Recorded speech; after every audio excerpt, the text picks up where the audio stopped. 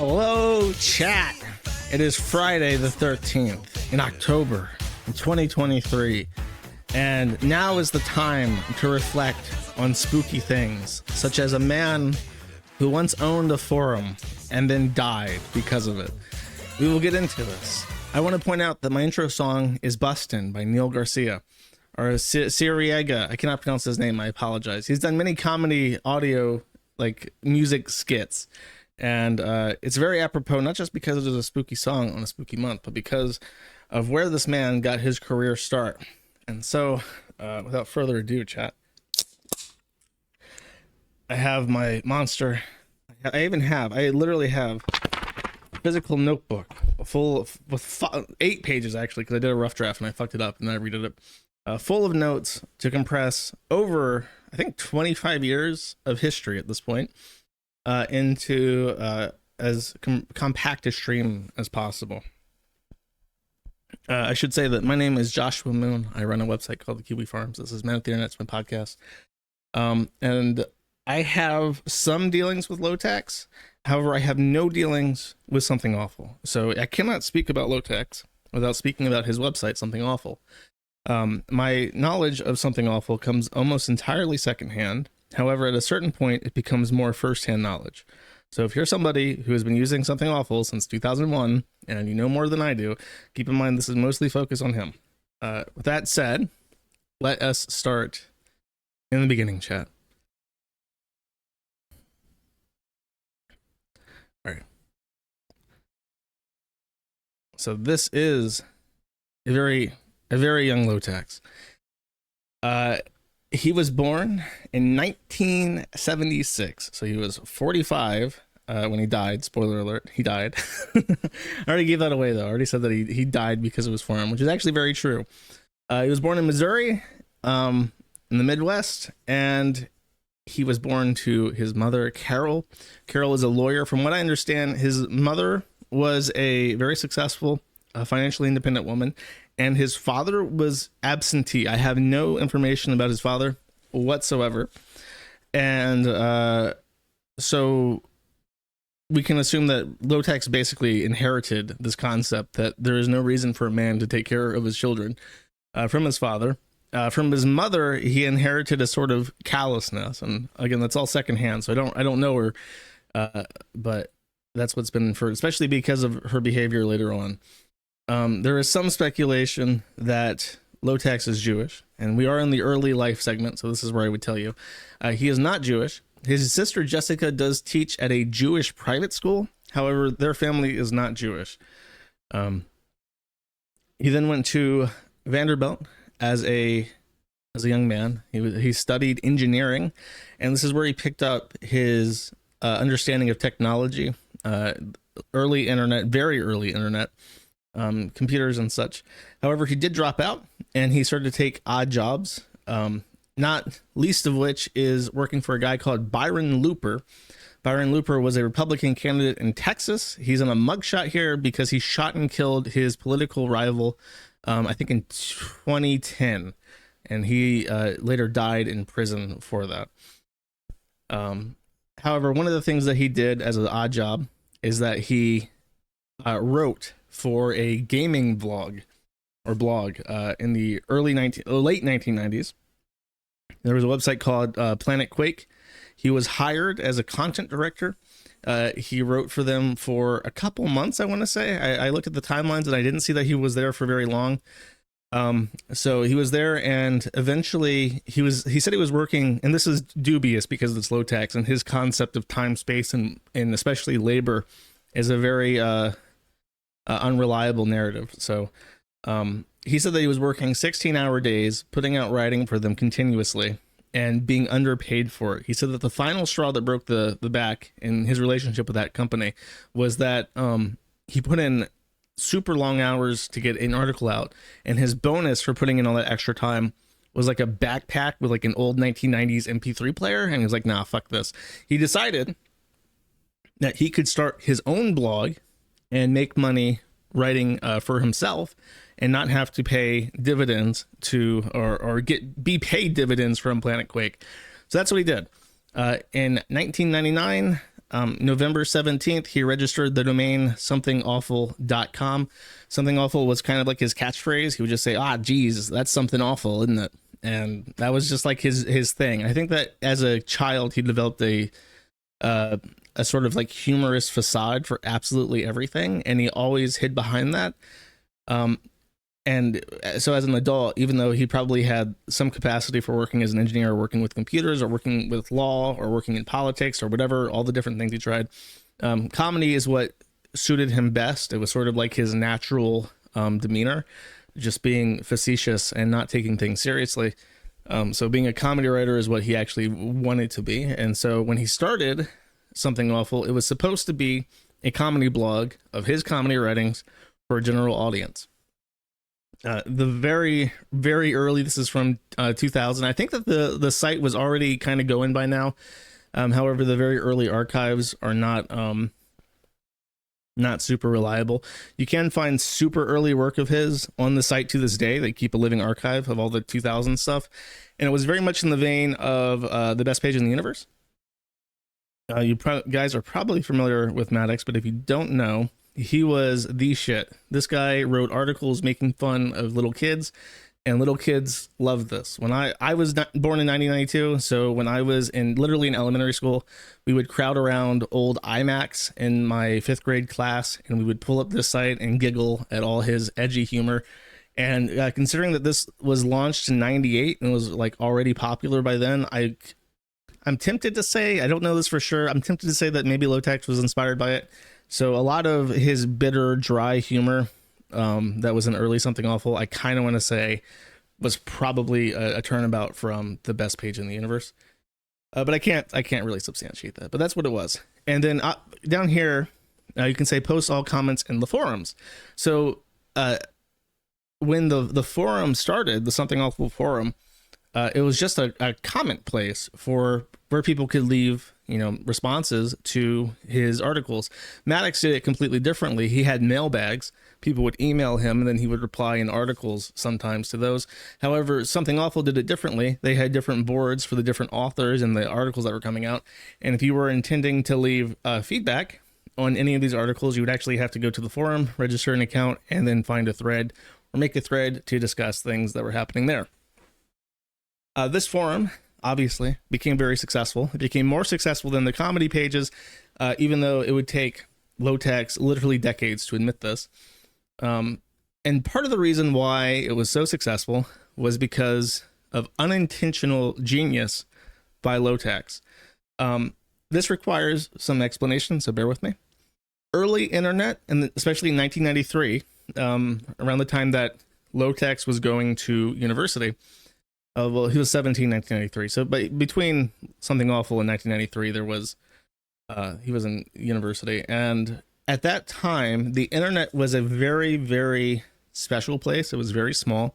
It was basically originally just universities and specific corporations, some government stuff, and medical stuff. The internet was actually originally developed so that medical information about patients could be traded between hospitals across the country and across perhaps even country lines, so that you wouldn't have to have your doctor fax your medical history to your new doctor or to your hospital. You could just pull that up. So the internet was a very specific purpose tool originally, and when early forums started, they were just email exchanges on things called Usenet boards, email-like exchanges on Usenet boards. However, in 1993, something really important happened. A company called America Online launched and made Usenet boards available to everybody in their own homes. Not many people had an internet connection in their homes or had access to the internet in general, perhaps at libraries or at school, but anybody had a phone line. And through America Online, if you had a phone line in your house, which most people did, you would be able to use a dial-up connection to connect to the internet to access Usenet boards. And the flooding in of unwashed masses to the special internet pissed off a lot of the people that were already there. And so in 2003, September 2003, the meme Eternal Summer came out, and the professionals who were using the internet and talking to themselves lamented that the internet was dying because of its broader adoption brought on by America Online and the ease of accessing the internet through that. Among those people, I believe, without evidence, was Lowtax. And I believe that because he implemented a special rule that was pretty unique at the time. Because keep in mind, a forum at this time, a web forum, was a pretty modern thing. Most people were used to using netboards. He launched a brand new, shiny, modern web forum. And one of the rules that he implemented on his forum was that you would not be allowed to use leet speak. This is an old phone. Many of you will literally not recognize any of these devices. Maybe you've seen them as an icon on something, but this is what old phones look like. And you may notice that they have 9 buttons for numpads. These numpads have 3 to 4 letters each. So if you wanted to say, hi, how are you? You would dial, let's see if I can blow this up. Say hi, so you would go 440 for space. How, so 44. O is 6, so you would say 6666. You do it 3 times, and then 9 for H, and then space, and you would continue to do this. So the amount of time that it would take to put in a simple statement on your Nokia was immense. So people, especially because, you know, typing wasn't as ubiquitous as it was, you had lots of new people using keyboards for the first time, and you had a lot of people using phones for the first time. They developed this sort of subhuman alphabet for communicating as shorthand as possible. And then that translated, because of their slow general typing speeds, to the internet as a whole through America Online. So one of the first things that Lowtax, who was an experienced computer user already at this point, did for his forum was they said, you will write in whole and complete sentences like an actual educated human being. And this was a breath of fresh air to the people who were suffering and languishing under the eternal September of 1993. That is part of the reason why Something Awful was so successful. The other thing was something that also was unintentional genius on the part of Lowtax. He mastered a concept called benign neglect. Basically, he did nothing, and it was a good thing. Because he did nothing, the forum was basically allowed to grow however it pleased. There wasn't too many hard rules. They basically let you say whatever you wanted to, and people were okay with this. And it created a very, very complex network of many different people all over the place, many different walks of life, all congregated on one site, and it just exploded. In part because of another thing that you can't give Lowtax for, but which came about from Something Awful. That is called a meme. You may not know what a meme is, but basically the modern concept of a meme started on Something Awful. For instance, you may recognize this little ditty from the 1990s. My internet wants to work. You may recognize it. What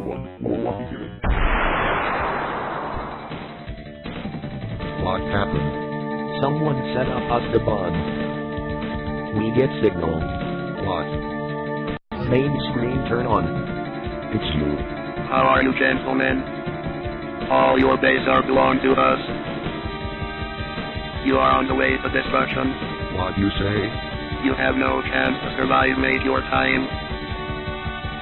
Ha ha ha.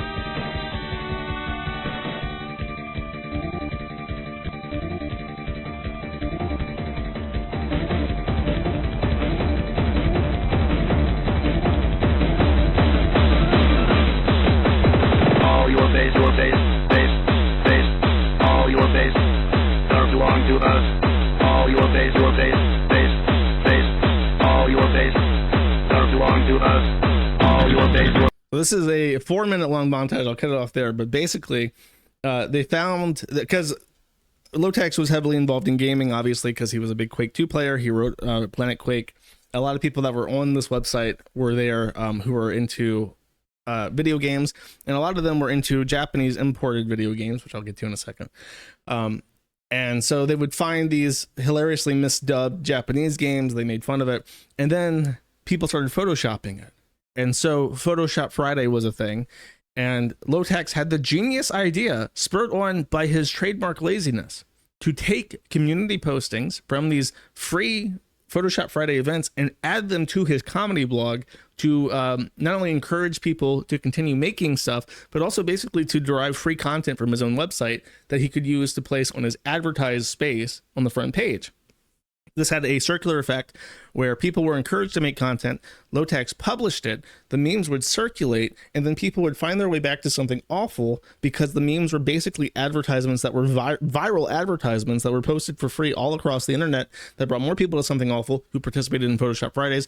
And that explosive growth resulted in something awful becoming one of the largest web forums in the entire world, even though it was hosted by some fucking guy out of Missouri, right? So it's like he basically, without even knowing it, I believe, and a lot of people also sort of deny that Lowtax had some great idea. He was just making a website that he wanted to use that would elevate him as a comedian. So it was sort of like self-aggrandizing with the right amount of laziness and benign neglect. And it just worked out for him. It was just everything that he could possibly have wanted happened. And he didn't really have to think that hard about it or work too hard about it. And the result of this was some of the largest impact on internet culture, which persists to this day. And to help you understand this, I have made a diagram. You have Something Awful up here with Lowtax. You have EVE Online, which was created very early around the same time, early 2000s. The Something Awful gave birth to the Goon Squad. Among the Goon Squad was Eric Bad Spot Hartman. His name, Bad Spot, is a reference to Lowtax. Blockland and 4chan gave birth to the Kiwi Farms, effectively, because that's where I'm from. 4chan and Something Awful was... 2chan was an existing 1990s text board in Japan, but when hentai was banned by Lowtax, Moot made 4chan as a result, and that's kind of well known. What's not well known is that apparently the reason why Lowtax banned hentai is not I thought maybe he wanted his website safe for work. That's not the case. They had a porn board at the early years. But the reason why he banned hentai is because there was lots of lolicon coming over, which was like a novel thing at the time. And his reaction was, this looks like child porn. I don't want to get in trouble. So he banned that. And that is why Moot started 4chan, so that they could continue to have hentai. Because that's how much of a trailblazer he is. He got into the lolicon debate where he's like, well, how do we know if it's an underage drawing or an overage drawing? He said, fuck it. Fuck all the anime porn. That can go somewhere else. And then did. And went to 4chan. On the side, we have Dig and Reddit. I have a picture of Ben Yahtzee Croshaw, who was almost a contributor to the Something Awful front page. However, Lowtax didn't want to pay him, so he ended up going to The Escapist, or Zero Punctuation, instead. But Reddit and 4chan also gave birth to 8chan, which is why there is a full-on book called It Came From Something Awful, how a toxic troll army accidentally memed Donald Trump into office. And this entirely comes from like a full depiction of how all this Something Awful influence seeped into the broader internet. And to fully nail this point home, that a lot of important people and a lot of important things came from Something Awful, and it's just not a complete shithole. I have an alumni. We have sorry, let me hide this. We have Cliff Blazinski, who is a video game contributor to... I haven't read the book, sorry. He's a video game contributor to, I think, Gears of War. You have Drill, who is the founder of Weird Twitter. By the way, there's a rumor that Drill is by Chelsea Valkenborg or Zoe Quinn. That Zoe Quinn does Drill, and that stems from the fact that Zoe Quinn was I don't have her on here, but she was also a goon, and she famously was participant in a doxing thread called the Hell Thread, where they just dox each other for whatever reason. So she is an alumni from that. More Gamergate references. H Bomber Guy, British games and culture commentator type guy. He got to start on Something Awful again because of the heavy video game influence. Notch, Preston Marcus, you may know as the guy who made Minecraft. Lowtax, fun fact, hated Notch because he never gave any of his $1 billion to him. He believed that he was owed part of that money, and Notch apparently disagreed and never gave him shit. This is Total Biscuit. Total Biscuit was another British video game commentator, very famous, died from cancer, very tragically. This is the Yogscast. Yogscast got their start because, again, Something Awful made Let's Plays. Basically, the entire genre of Let's Plays started with people making threads, and they would also do fun things where they would pass game states between each other. There's a really famous one in particular with Dwarf Fortress. It's called like Murder Boat. Correct me if I'm wrong. I don't remember exactly what it's called, but that's really famous, and that also is what helped popularize Dwarf Fortress. Is their Let's Play of Dwarf Fortress. Neil Garcia, the intro song, he's a comedy musician. He's still around. He still puts out music to this day. Also got his start on Something Awful. And finally, special mention to Boat Murdered, sorry. Vile Rat is I mentioned Goon Squad, which is the really massive evil online corporation that's been around for like 20 years. He was an admiral in Goon Squad. He was one of the D&D people on Something Awful. He was also a moderator, I think, for the games forum, and he was a genuine federal agent. He died in Benghazi from the very famous attack that brought about this quote, and it's worth mentioning because I'll touch on this in a second, that during the 2007 election, he was a big fan of Hillary Clinton and voted for her. Actually, what year was Benghazi? I might be a retard. 1 second. I don't want to get that wrong. Benghazi. Okay, 2012. So he voted for her in 2012, I want to say. And this is what she had to say about him after he died. They didn't know that. With all due respect, the fact is we had 4 dead Americans. Was it because of a protest, or was it because of guys out for a walk one night who decided they'd go kill some Americans? What difference at this point does it make? It is our job to figure out what happened and do everything we can to prevent it from ever happening again, Senator. Now, she was not a Something Awful user, but she did make fun of a dead Something Awful user and said it didn't matter that he died, which is pretty funny, which is why I mentioned it. Actually, I mentioned it because of something else as well, which I'll get to. I'm working my way up to it. So this leaves us, and this is from the Empire of Dirt documentary by Bernie Vids. He broke down, based on web archives, the information available to him about registrations. And this is just registrations. Famously, Something Awful has a $10 registration fee. And when this was added, it was not a thing that people rejected. It was celebrated, because, as I mentioned, in Eternal September, you had all these kids coming over to see memes and all these trolls. And what is the most surefire way of making sure children don't come to your site when you can't do like driver like license footage or whatever? They didn't have ID verification back then. The easiest way would just be to have a credit card requirement. What teenager has a credit card that they have access to? So by charging $10, he managed to effectively gatekeep out anybody under 18. And because it was a very popular forum, still churning out lots of content, people still joined by the thousands. So in the golden era of Something Awful, between 2000 and probably at 2014, at the absolute latest, he was making over $10,000 every year. You might notice a dip right there at 2008 and 2009. There's a reason for that. That's important. But he made tons and tons and tons of fucking money off his site. So that is chapter 1, the rise. We now get to chapter 2, the life.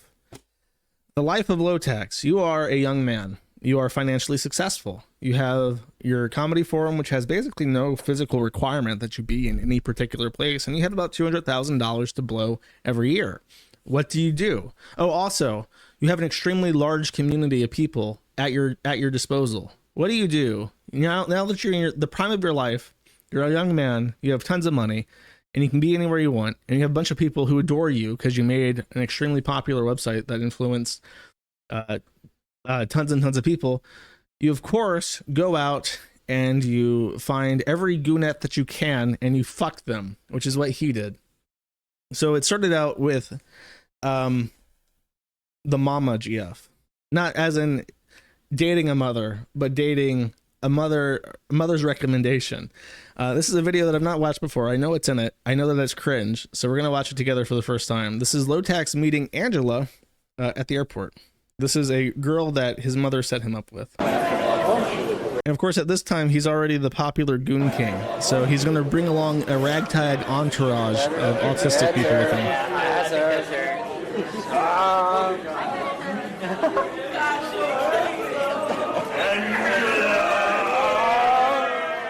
So you meet a girlfriend for the first time, and you have like a posse of retarded people like gurgling her name at her. They had put a camera in her face as well, which was uncommon at the time. So she's like embarrassed and hiding her face. I'm so embarrassed.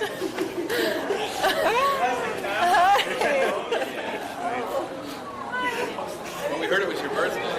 No, you got it wrong. It's Saturday. Close enough, huh? Close enough. What's that? It's an alternative operating system, kind of like a hip-hop operating system. That's right. So he just explains that Linux is like hip hop. It's an alternative operating system. This is great. This is peak cringe. It's really cool. Well, I believe you. I don't know who your name is, so okay. Oh my god, look at, I thought there were like going to be like a 3 of them. There's a ton of them. If it makes you feel any better, I told him it was a horrible idea, but that didn't keep me from We're the Angelo fan club. Thank you.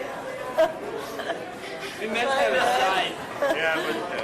Sorry, But we're all- Her laugh is so awkward. She does not want to be in this. She regrets her decisions that have led up to this point. All is forgiven. Yeah. Speaker. Gotta get in touch with the other friends. We say world news reference. That's an anger. Is that all for you? Did you give them anything? I gave him a business card. I got a business card. Did you give anything else but business card? What? No, That's all I get. he's cheap. We take money too. He doesn't have any cash. Did you read the website? I mean, great. I give you guys money, but Nathan doesn't pay me. Dude, I clicked through these 30 times. Yeah, I know. Oh, hi. Got a hug. Dude, I'm converted to Emperor. Yeah, get these shoes. Yeah, Get that, seriously. I want pictures of that guy's shoes. Very good. I know, me too.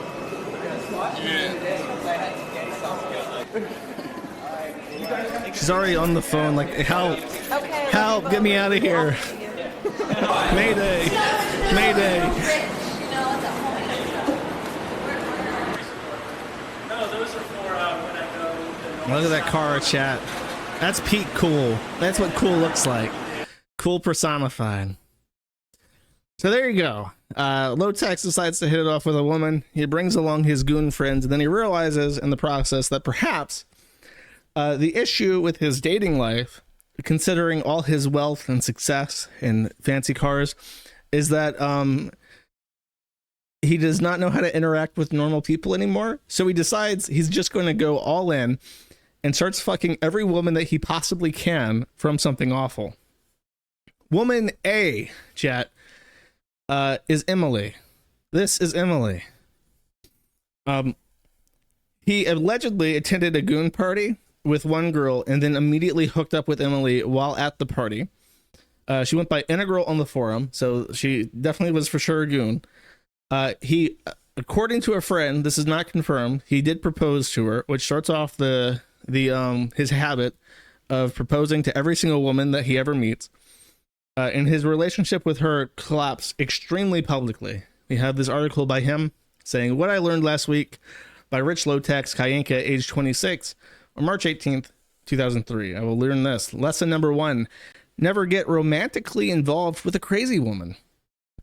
This important lesson repeatedly surfaces in my life, much like how dark clouds gather before an acid rainstorm in Southern California, or as Robert Downey Jr. appears before SWAT team arrives equipped with an assault team of U-Haul moving vans large enough to comfortably relocate his current fix of cocaine and tar heroin. However, no matter how carefully I investigate potential mates, despite the amount of time I spend getting to know them better, or as the authorities refer to, stalking them by hiding in the bushes and furiously masturbating outside their garage, and regardless of whom I eventually grow romantically linked to, their brains eventually collapse into a Biggie-sized bowl of wacko chili. This, by the way, also starts his convention of blaming absolutely everything on his exes. He apparently has never dated a sane, normal woman his entire life, and every single one of them is the root of all of his problems. Though this is funny, he calls her a pathological liar.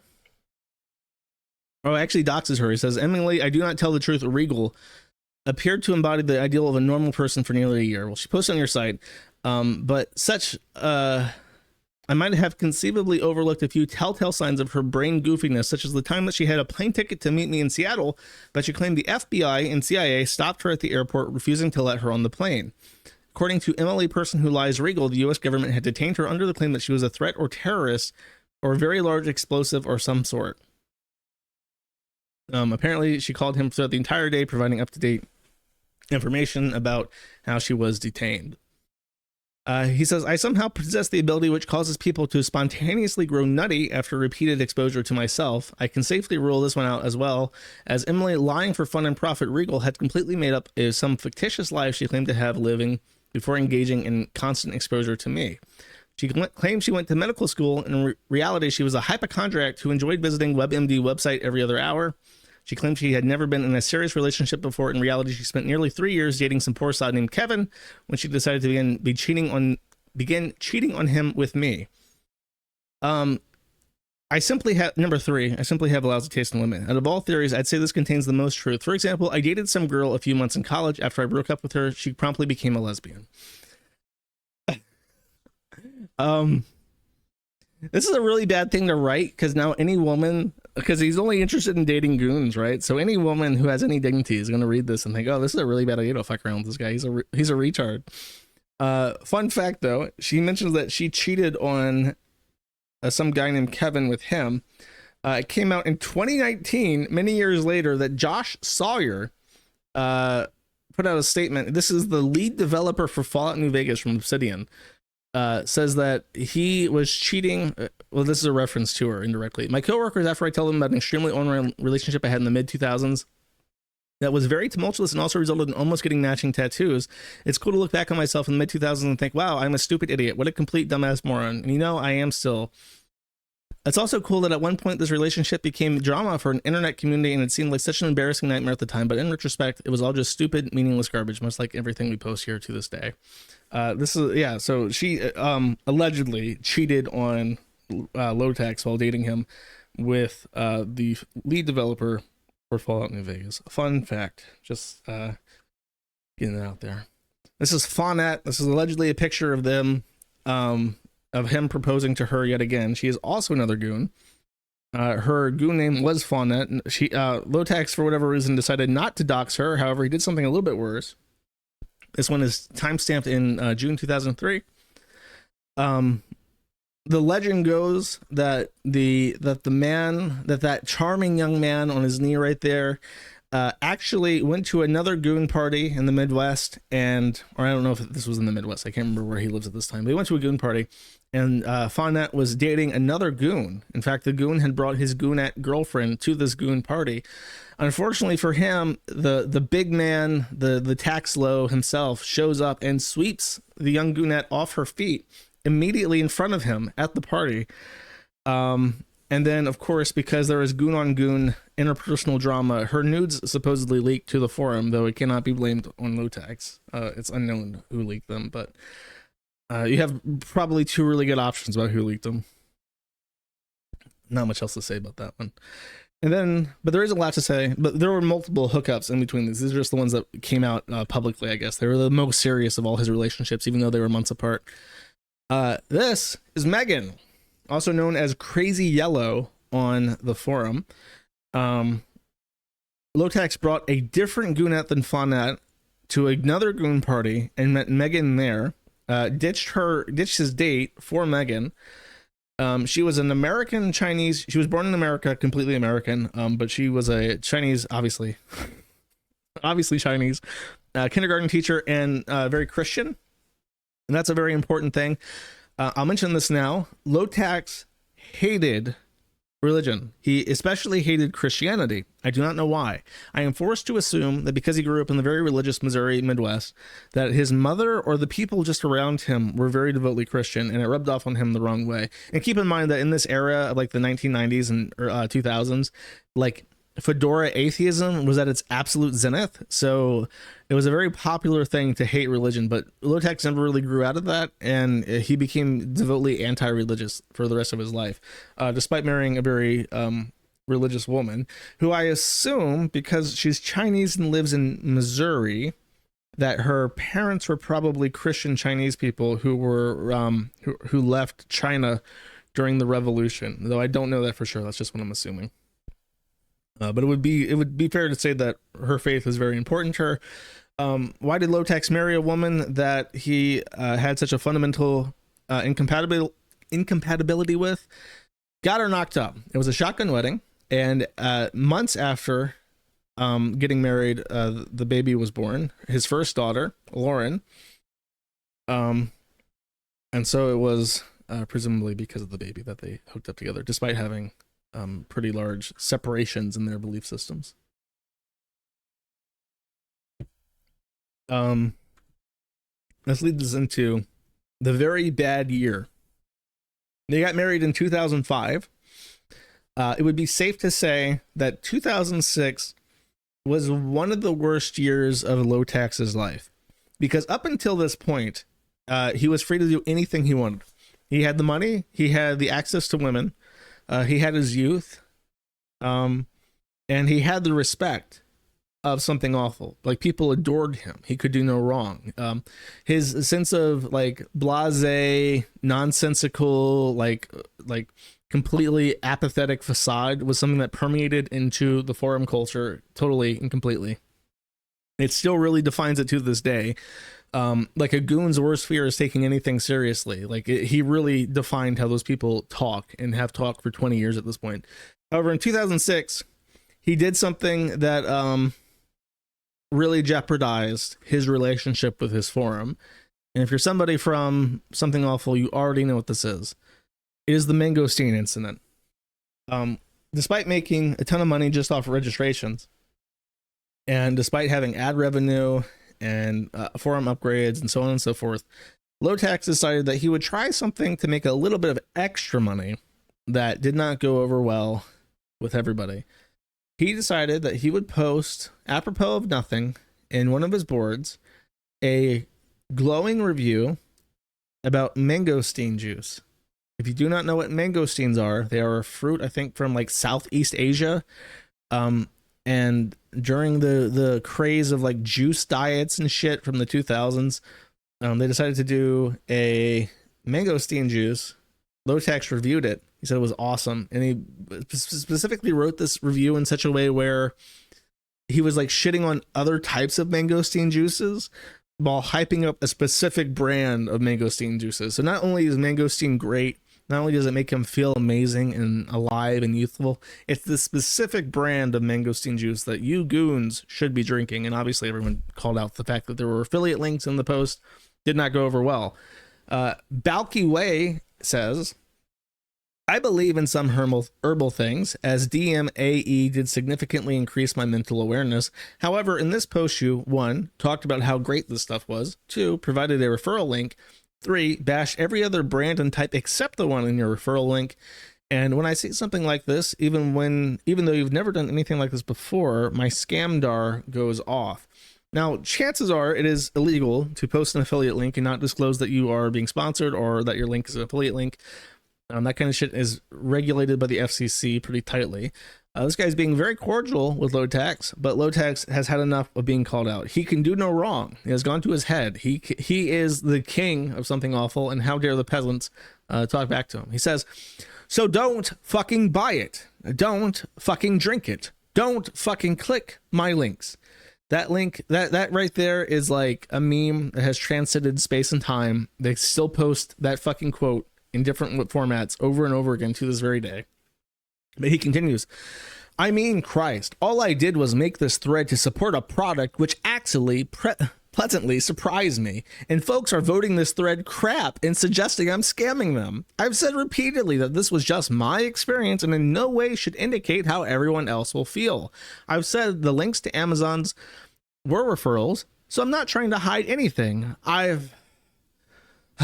Fuck it. I'm closing this thread. Fuck you and fuck general bullshit. I can never post a single goddamn thread in here without you faggots shitting it up in some way or another. I should have learned my lesson long ago and never left the intelligent, rational forum where I don't have to deal with clueless idiots and morons like you people. I'm going back to fuck you and die and staying there since it has a microscopic fraction of the retards and trolls populating general bullshit. I guess that should strike me as being ironic, but it's more sad than me to anything. Thanks for running me out of my own goddamn forum. Very bizarre post, and it's one of the instances, like the few posts in his entire life, the few moments of his entire life where he is no longer haha silly hee hee hoo hoo haha joke man. Like he's actually pissed off, like that someone called him out on his fucking mangosteen links. So for the rest of his life, he was known as the mangosteen guy because of this post. It actually made him so angry. Anytime that mangosteen was talked about, he would lose his shit. I've talked about Shmurky, and I will get to Shmurky later, but I've talked about Shmurky on an entirely different stream, entirely about Shmurky. Shmurky's ex, Mandy, came to the Kiwi Farms, and it disclosed that at some point, Shmurky joked to him, because he was setting up an account or something. They were all together in a room. He was making an account for some service. And Shmurky joked, you should make the password mangosteen, like with numbers and shit. And he apparently lost his shit, like in person, was just screaming at Shmurky, like, don't fucking make jokes like that, you piece of shit. So I figure now would be the appropriate time to mention that. This was also the first time that he kind of became an absentee. After this point in time, he had less hands-on work with something awful. He became more and more of an absentee father and was less prolific on the site because he just couldn't handle it. He very vindictively, he mentions that people negrated his post. Well, he pulled up out of the database the list of people who negrated his post and banned them all. So this was also one of the first times that we saw, or that something awful saw him being like truly vindictive and petty and spiteful and stupid about shit. However, it was not the last time that he would be having a very good, no good day in 2006 specifically. In this article from June 20, 2006, he says, look, Ma, I'm writing again. He starts off by saying, all that stuff about Uwe Boll today is true. I wonder what stuff that is. Unless something awful happens, I'll be flying up there to get beaten and be in the movie Postal, which looks quite possibly Boll's worst movie to date. And since the movie hasn't started filming yet, that date is in the future, so that means it's going to be his worst movie in the history of the world. He then points out, he posts a bunch of pictures of his family for some reason. I believe that's Lauren, because the other one's not around yet. And then announces that he is going to be fighting Uwe Boll. What does that mean? Uwe Boll, German film director, very weird name, spelled Uwe Boll, but it's actually pronounced Uwe Boll. I looked this up. I had the dignity of mind to actually look up how to pronounce his name instead of just, because I totally would have said Uwe Boll if I didn't know.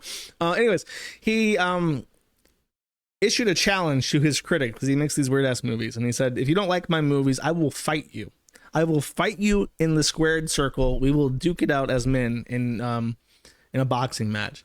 Because Uwe Boll is apparently a very serious amateur boxer. He took the challenge very seriously. And Lowtax, who had never watched any of Uwe Boll's movies, decided to put out an article in response to that challenge on the same day, June 20th, 2006. So they hashed the shit out real fast. This is how you organize a fight, by the way. Uwe Boll said, I will fight all my critics. Lowtax puts out an article becoming a critic. Uwe Boll says, I will fight you. Lowtax says, same day, okay, we've already got a fight scheduled. And to his credit, he completely followed through with it. That's all the credit you can give him in regards to this. By the way, what he said, and this is the big quote here. Alone in the Dark, a movie by a stupid German jerk who's stupid and smells and probably molests dead children, although the last part is considered slander and or libel in Canada, just disregard it and pretend it actually said he molests living children instead. So he called Uwe Boll, for no reason other than the fact that he makes movies that he's never even seen, a necrophile pedophile Uwe Boll, of course, wanted to punch this guy in the face and said, "Let me punch you in the face." And Lowtax said, "Sure, let me let you punch me in the face." So they arranged a fight. And apparently, Lowtax was under the impression that this was going to be a show fight. It was not going to be an actual amateur boxing fight. Lowtax was mistaken. Uwe Boll took it very seriously. And so they proceeded to have a boxing match. I've also not watched this, so this will be the first time. I know it happens, though. Surprise. Round one, here we go. We may get a bit of a feeling out process at first.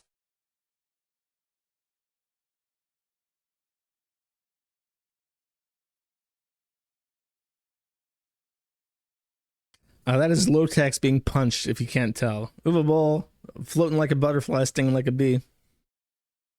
Appears to be round two. The referee separated them. I don't know why the commentator is like cut out, but Kayanka down again. I'm a little concerned for Richard Kayanka right now. Uwe looks determined to do this. he can barely even Fans, stand. you can see this. You can see, if you can get in close enough, you can see the determined look on Uwe Boll's face. He is not joking around, ladies and gentlemen. Richard Lowtax Kayanka seems to be dancing around like this is some sort of joke. Uwe Boll, on the other hand, very serious, throwing some seriously big shots. He can't even stand. He looks like a man that hits pretty good. I gotta say, I'm pretty impressed with Uwe Boll's left hook. He seems to put the body behind that pretty good. He leads with that left hook a lot, though. Richard Kayanka looking for the crowd's approval, in a sense. Ooh, you're not going to win any fans by that one, that's for sure. So he's trying to like dance around like, haha, I'm still being hee silly man. And the crowd is literally booing him live. He is getting punched right now by an angry German that he called a necrophile pedophile. And while trying to act hee silly in the ring, the crowd is literally booing him for not trying hard enough. This is a recurring trend in his life, actually, now that I think about it. Looks like he's getting an 8 count.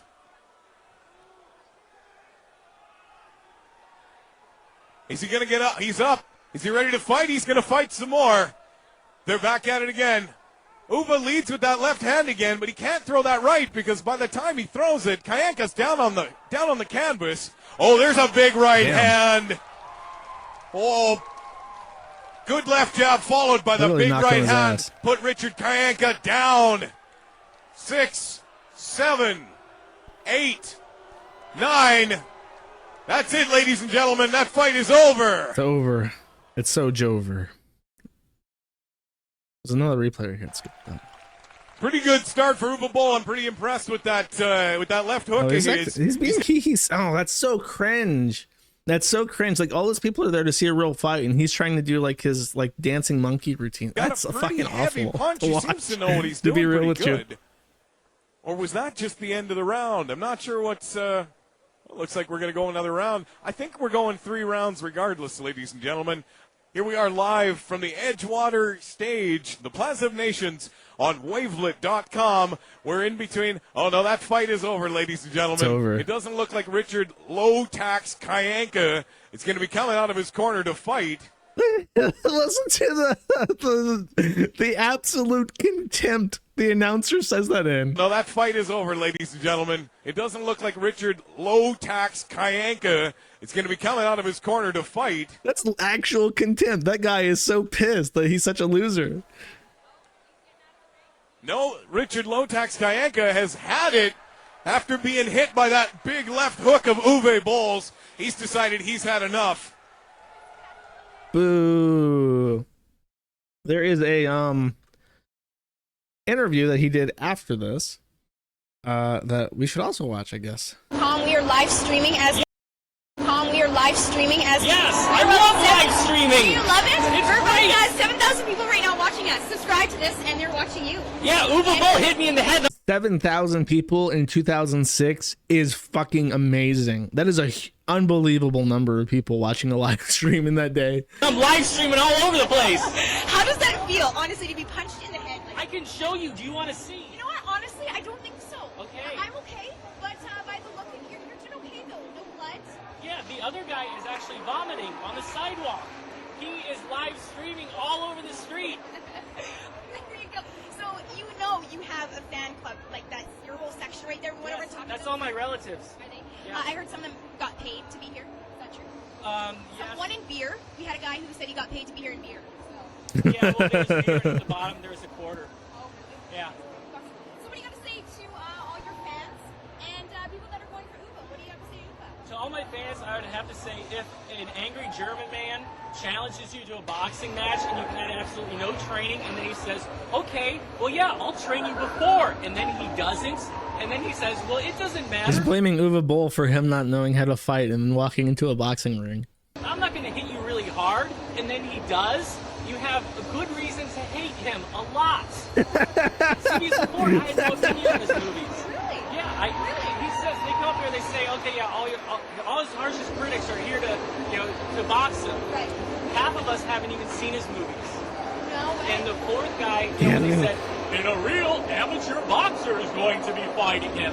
The guy never even fought a fight. Yes, he's an amateur boxer because he's sparred before, but he's never fought. You said your record's straight, 100%. Yes, I'm saying this is a combination of PR and BS. He's salty. He's so salty because he's like what? He's like, he's 26 in 2003, so he's like 30 right now, and this is the first time in his entire life that he has ever had anyone call him on his shit and like knock him in a way that his little haha silly facade can't really hide. And that's what you're saying. You're seeing a guy with like cognitive dissonance who's trying to cope with the fact that he just got his ass shown for the first time ever. It is quite entertaining because you know what, a lot of people are having a great time here. Yeah, because everybody likes to see pain. And there's a lot of taking it one for the team. No, his Asian wife is like recording it on like an old, massive old VHS recorder, like just filming. Taking it one for the team, right? If I knew what team I was taking it for, I might be able to agree with you. But right now, I've kind of got various things brewing in my head, and yeah. Wow, great. Well, it was fun to watch. I love the footwork. Where did you learn that? I learned it when an actual drunken man was chasing me down the street. Yeah. We just busted that out. That you're fighting Uva on Saturday, September 23rd in Vancouver, British Columbia. Yes, and then I threw American flags at him. It did not deter him. No. Everything I saw the little thing you did too, and before the rest of it, that was close. Yeah, well, I heard somewhere, which apparently is a place that tells me lies, but I heard somewhere that if the boxer touches you before the ring begins, before the match begins, before something begins, that he gets disqualified. So I was trying to do that, but I think he paid off the ref. He was trying to get Uwe Boll disqualified. What a piece of shit. Yeah. It's all in. So he's a cheater, and before, where I had no opinion on his films, now I really hate him as a human being. Yes. That's too bad. Because what do you have to say to your other fellow competitors that are up next?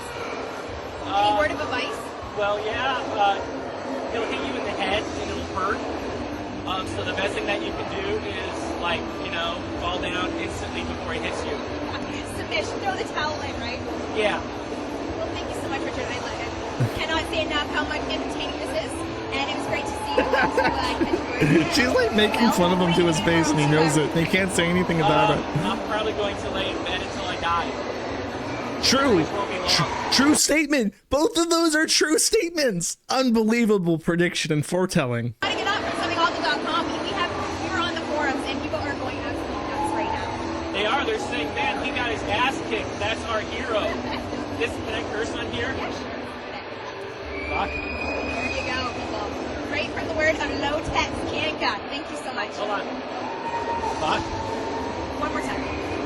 No! Don't boss me around. I the got host, to damn have it. in German. Okay, I'll be good too. Thanks Thank so much. you. Again. Ew. There you go, guys. Gross. I got the mouth meat. No, it's not that either. Give me that. My wife's right here. She's mad at you. Here we go. Get her! Look at this. Cat fight! Cat fight! I'm selling this on eBay. No, I'm selling this on eBay. Okay, I'll cut it there. It's getting too hee silly for me. I need to quote that for like the video description. A man who was punched so hard he decided to lay down for the rest of his life until he died. Something like that. That's a great. That's literally like predictive foretelling. All right, that was Lowtax's very, very bad year of 2006. From that point on, between the mangosteen incident and the Uva Bowl incident, Lowtax literally could not show his own face on his own forum anymore, which begins, chat. Chapter 3, the stagnation. I must introduce you to a term called toxing. Toxxing, not to be confused with taxing. I guess I could do the voice. Taxing. There was a guy named Tox, and he posted a challenge on the forum, and he literally put his money where his mouth is. He said, I'm a big fat bastard, and I'm going to lose weight. And if I do not lose weight, the mods of Something Awful may ban me for being a fatty. He did not lose weight by the time he said he would. And so the mods banned him for being a fatty, which means that in order to come back to the forum, he must pay $10 to get back on. That's what I mean by putting money where your mouth is. So that established something called taxing, where you could challenge the mods under any sort of bet, where if you're wrong, you are banned. If you're right, you don't get anything. But it was fun to do, right? So comes along a year called 2008, and there is a big old stink between two political candidates, John McCain and Barack Hussein Obama. And many users decided that they would tax their account on the condition that their candidate of choice would win the election. Well, we know that Barack Hussein Obama won the election and John McCain did not, which means that all the John McCain voters who chose to tax their account were banned, and many of them did not come back, which disrupted the pH levels of Something Awful in a way that it never really recovered from.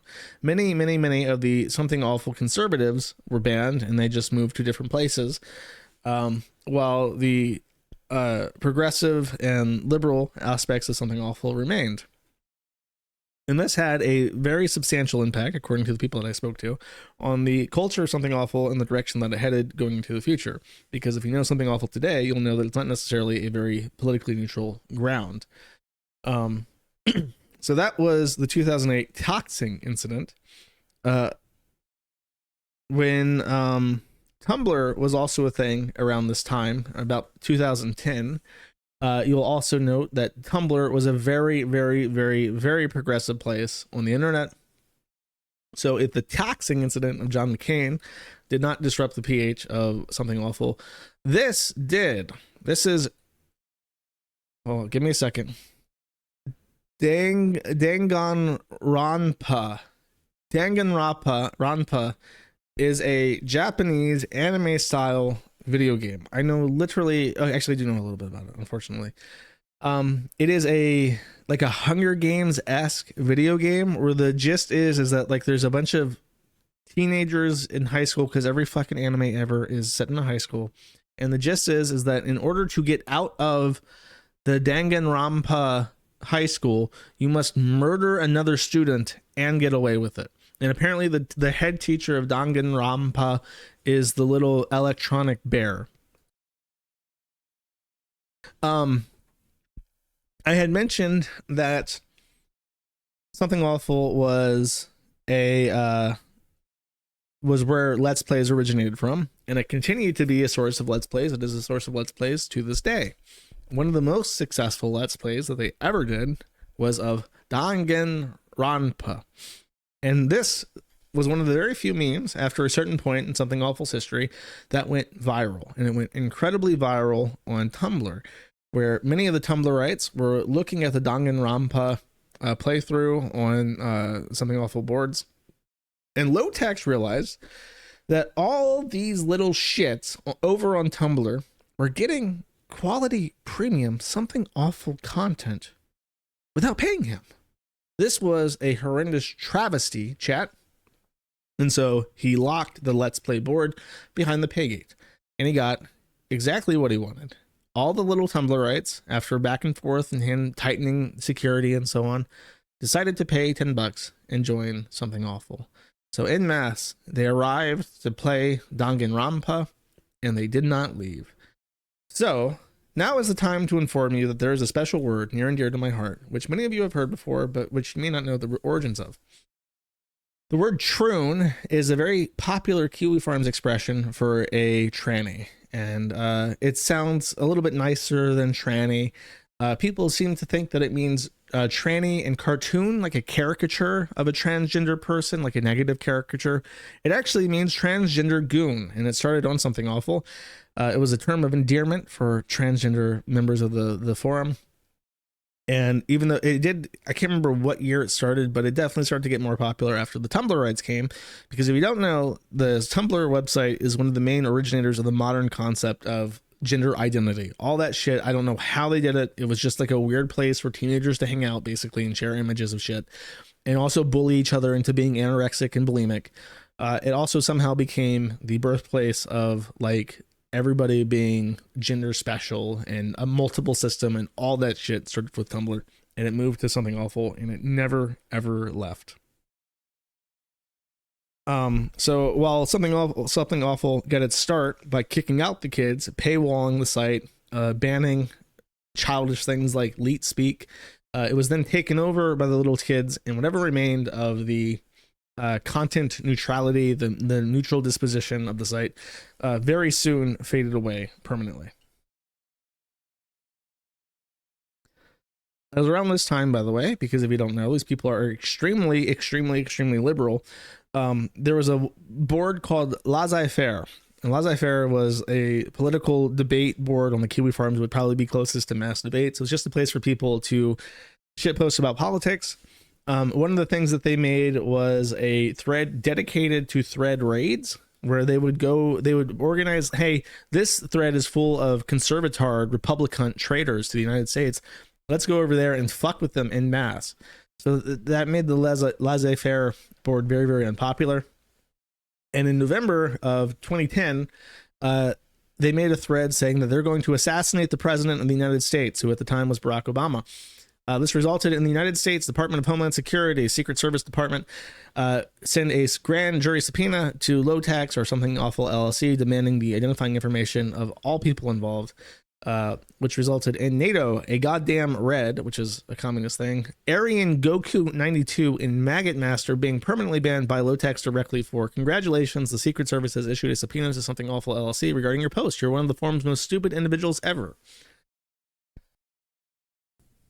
It was because of this, and also just the aforementioned thread shitting and mass brigading of other places on the site, that Laissez-Faire developed a extremely negative reputation, and at some point Lowtax shut it down. Well, when you shut down a board like that, what happens? Do you think those people just evaporate back to Tumblr or wherever the fuck? No, of course not. They go to other boards.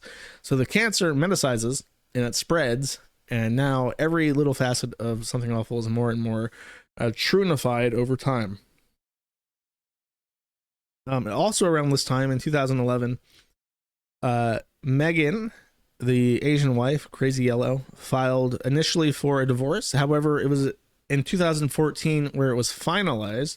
So I kind of believe that she doesn't really believe in divorce because she's so Christian, and tried to make it work. However, after 3 years, they couldn't make it work, so they divorced. Many years later, people discovered that there was a police report filed in 2013 in March, where Megan had called the police because Rich did something. I'll read this. Megan said that she had recently been the victim of domestic assault. Megan said her husband, later identified as Richard Kayenka, were at their house lying in bed about to fall asleep with their 2 children in between them. Megan said that she had her phone in her hand when her husband attempted to take it from her. Megan said that she held onto her phone tight and even bit her husband. Megan said her husband dug his fingernails into her fingers, forcing her to release the phone. Megan said her husband then grabbed her throat and forced her back. Megan was able to break free from his grip, and she grabbed her children and ran out to her car and left the residence in only their pajamas in fear for their safety. Megan said she is willing to aid in the prosecution of her husband, Richard Kayenka. Um, Richard said he had had a few drinks after work and wanted to relax. Richard said that his wife had been keeping tabs on his phone and wanted to see whom or what she was texting. Rich said he reached over his children and grabbed her phone. Rich said things did not get physical. Rich said his wife left the house when he went to sleep. I put Richard under arrest by placing him in handcuffs. I checked for proper fit and double lock for safety. I observed Megan had blood and missing skin from multiple fingers to both hands. I was unable to observe bruising around her neck. Megan refused medical treatment. And I informed her of her rights. So the police officer did observe physical wounds to her fingers, as she described, where Rich dug his fingernails into her skin to try and force her to release her phone, but didn't actually bruise her neck. So the actual physical violence is probably what instigated the divorce. She wanted to make things work, but he was a violent drunk, literally. This ended in alimony. What's the meme with the alimony? Just fucked my shit up. Yeah, just fucked my shit up. He got his shit fucked up. In 2014, the judge ordered that that Richard should pay Megan $1,625 a month in child support and shall also pay her $2,200 a month in maintenance or alimony for 36 months beginning on the 1st of 2014. So she got 3 years of $2,200 a month, and then also for her children up until they were both 18, $1,600 a month in child support. So almost $4,000 a month. At the time where if we go back to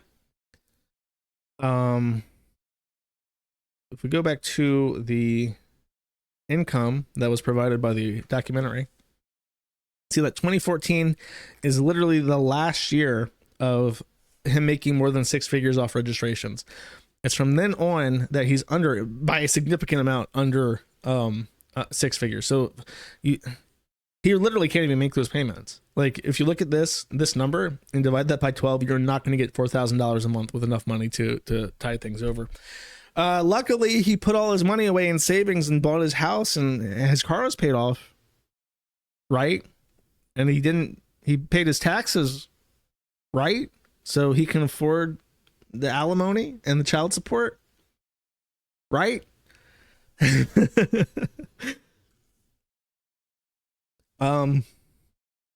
So things seem pretty bad for Lowtax.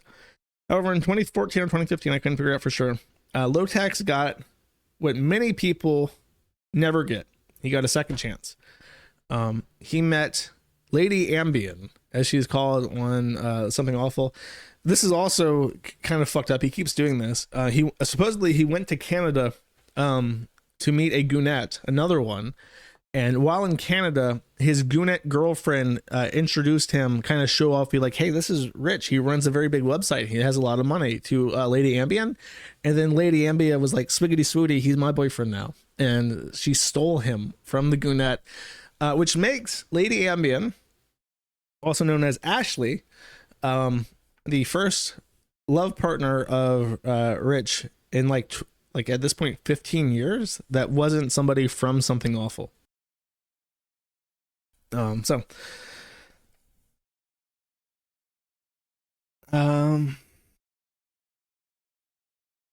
She had his third daughter. So at this point, he has three daughters, no sons. That's all the children that he has.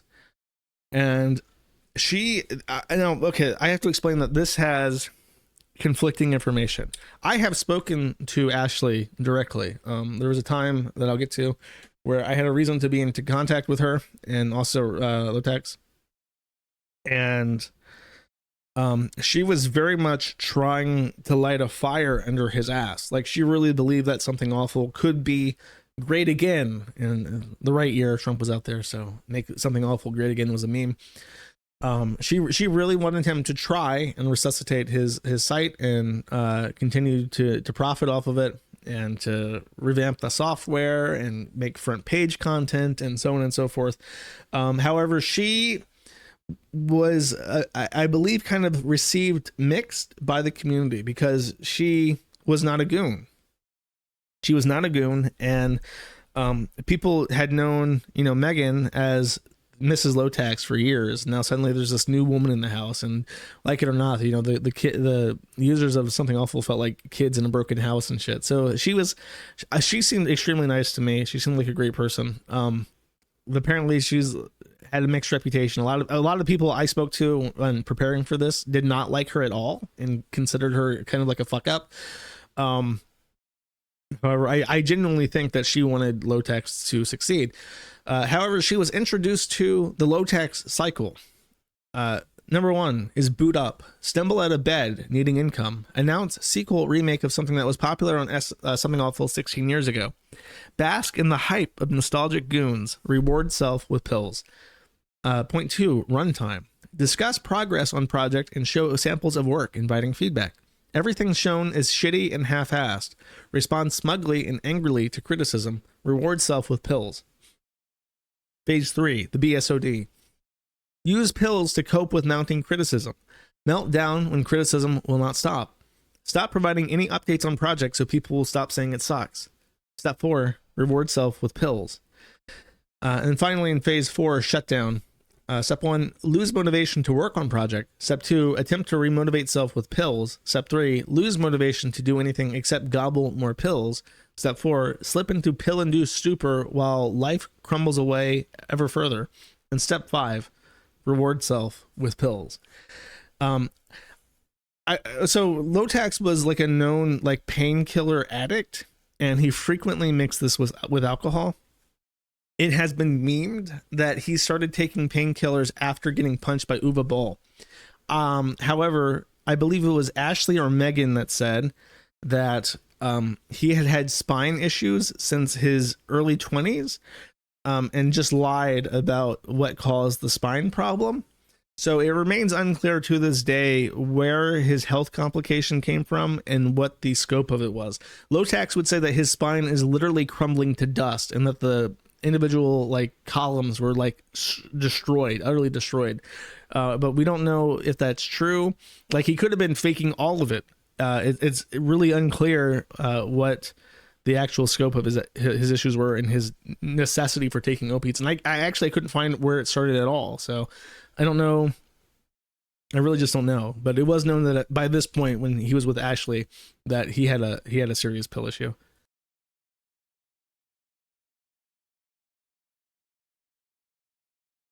Let me make sure I'm getting my times right before I go into this.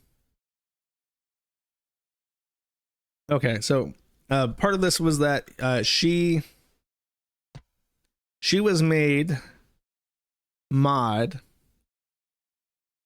for a head mod for Something Awful. So she was put in charge of other mods.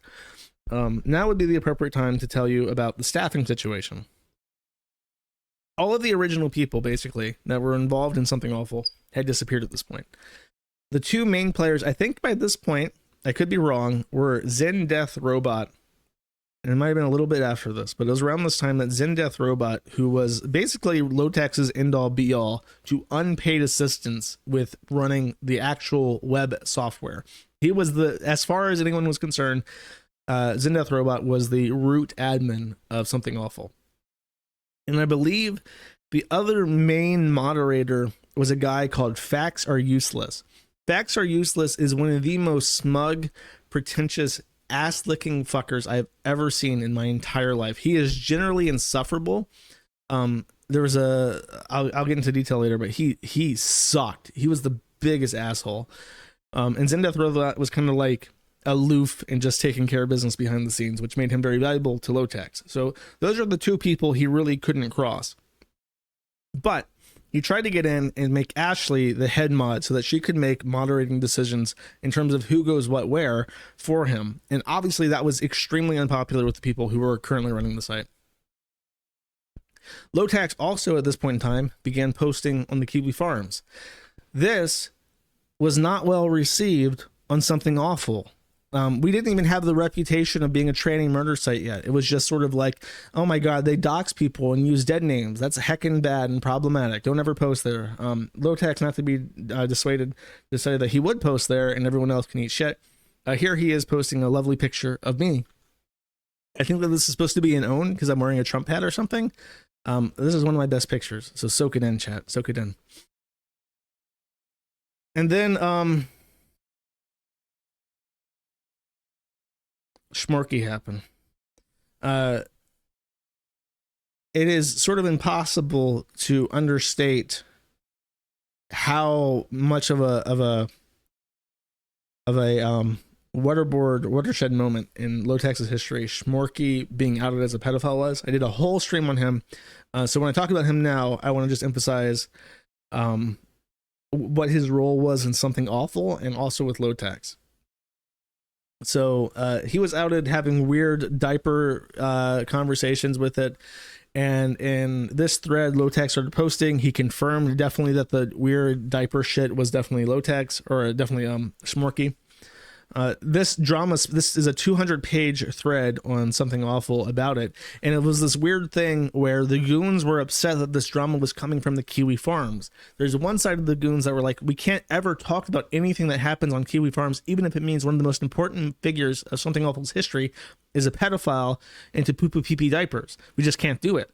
Then the other half was like, no, let's make fun of it, but let's be careful to not criticize Schmorky for being non-binary, because that would be transphobic and heckin' disrespectful, even though he's a pedophile into pee-pee poo-poo diapers. And then there was Lowtax by his lonesome saying, this is fucking ridiculous. And I cannot fucking believe that you would allow this guy to escape any criticism of any type because of what a shithead he is. I want to see, there is an image and I'm missing. I think I might have accidentally lost it. It was, if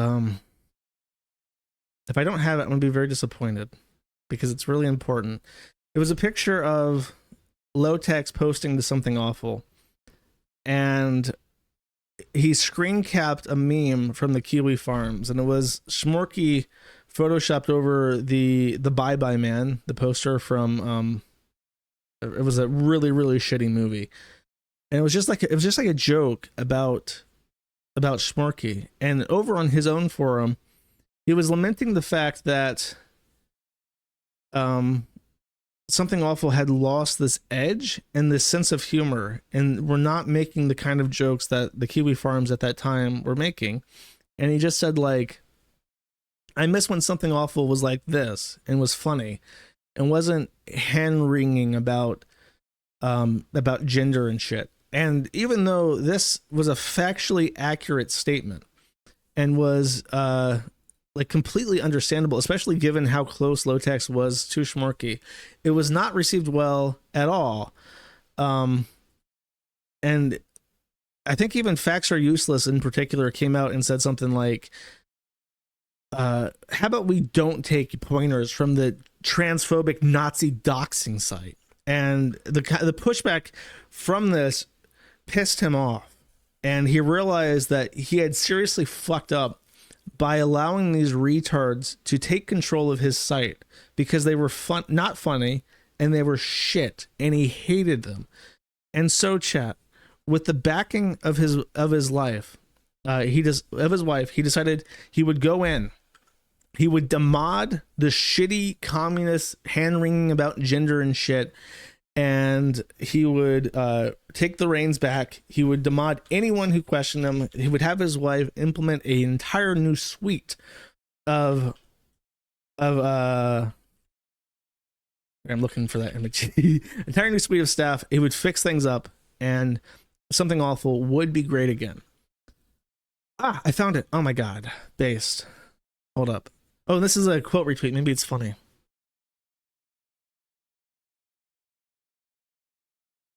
Here it is. Okay, and this actually is great because it has the reaction from the community as well. So it says here, crazy ass moments in Something Awful history. Something Awful founder Richard Lowtax Kayanka chastises the posters of Something Awful for not being more like Kiwi Farm, citing a crude Photoshop depicting his former best friend as the Bye Bye Man, now edited to read the Pee Pee Poo Poo Man. And this is what he says. He says, okay, this is from Kiwi Farms. This is the kind of material that is the type of shit we should be producing here. This is the kind of shit we used to produce here until groupthink and PC bullshit took it over because they got tired of dealing with crud. And crud is one of their word filters.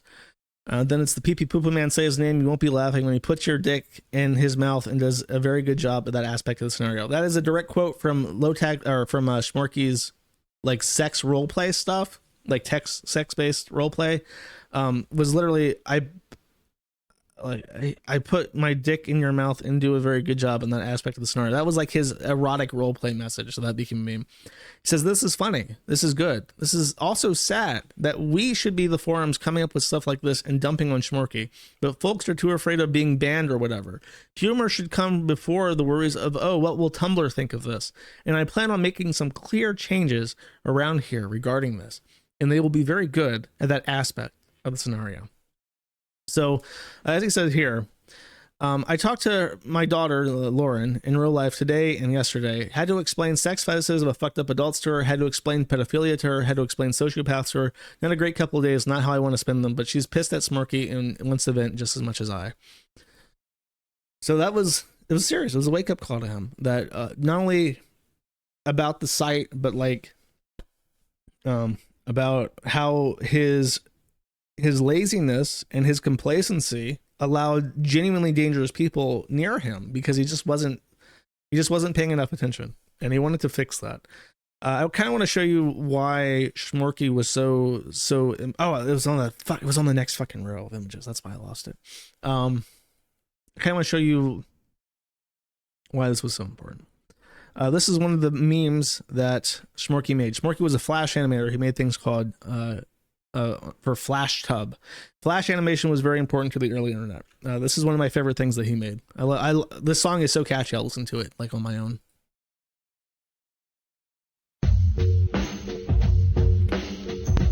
I'm a guy who likes to work on my car. I like to take it apart and put it back together. I get to working on it and forget where I am, what time it is. I even forget to eat. You don't forget to smoke, though. I always smoke when I work. I like Marlboro flip-top box. I like flip-top box. I like flip-top box. Flip-top box. Flip-top box. I like Marlboro. These are old style animations. They were made in Adobe Flash, and they're very popular. These were all the Flash animations made for Something Awful over the years. A lot of them are by Schmorky, and they were very popular. And they competed. They put Something Awful in competition with other very popular sites at the time, such as Albino Black Sheep, one of the sites that we used to pull up on the iMac in the 5th grade classroom. It had Happy Tree Friends, which was like a weird gore movie that was like a fun animal kids show, like Masquerade.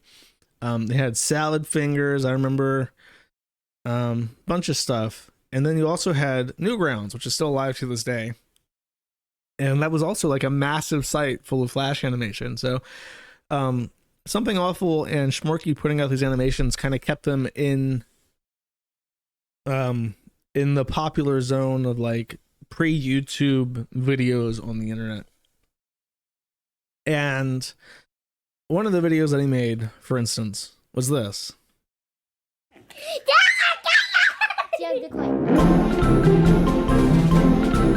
Once upon a time, there was a girl named Jill, and she sounded like this. I love princesses. And then she said, after that, a terrible, wicked, meanie, fat beast came. And then she said, Jalen said, oh no. And then she said, what's going to happen? And then she said, oh no. And then she said, what is going to happen? And then she ran away as quick as she can. And while she was running, she talked to a magical broom and said, where is she coming? Oh no, oh no. And then a beautiful fairy came in, and her name was Lauren. She said, do you need help? And Jalen said, yes. And then the fairy said, what do you need help with, Jalen? Because a terrible thing is about to happen. What is it? A terrifying fat monster. Oh, with hair. I must stop it. Bachoom, fairy power, bachoom. And the skeleton monster, hairy fat monster with lots of hair, was never seen again. The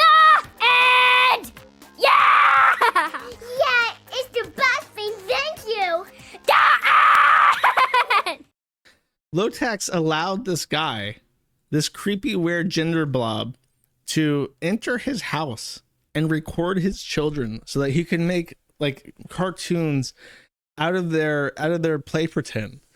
That's how close he was to Lowtax. And I believe that when Lowtax had this happen and Smorky was out as a pedophile and he had to really like think back about how much if Smorky ever had even a second alone with them, he was so angry and he really wanted a catharsis of bullying this fucking retard with his community, and he couldn't get that.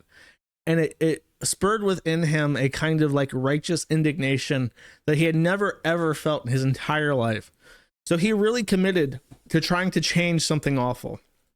And he really wanted to go after them. He really wanted to go, especially all those fucking mods that were making so he couldn't have that catharsis on his site. He tried segregating, he literally tried segregating all the black posters to a board called Negro Town or something. And like he made all these weird changes and they were not well received, but he didn't care. And then Ashley had a great idea. And I really, if I remember correctly, it was her idea. She said, why don't you start a Patreon? He already had a Patreon. He's like, why don't you just advertise it, you know, for something awful? So he did. In March of 2019, he told people, if you want to support something awful, donate to my gaming garbage Patreon. And he was getting $15,000 a month from 2,000 patrons.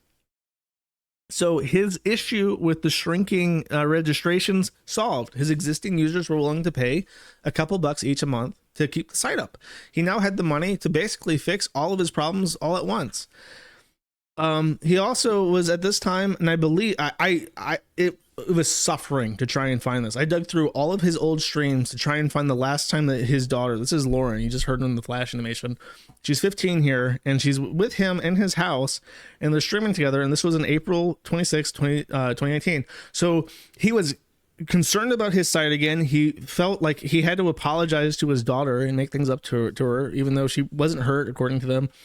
So he was interacting with his kids more in the real life, with, you know, his new wife's permission and stuff.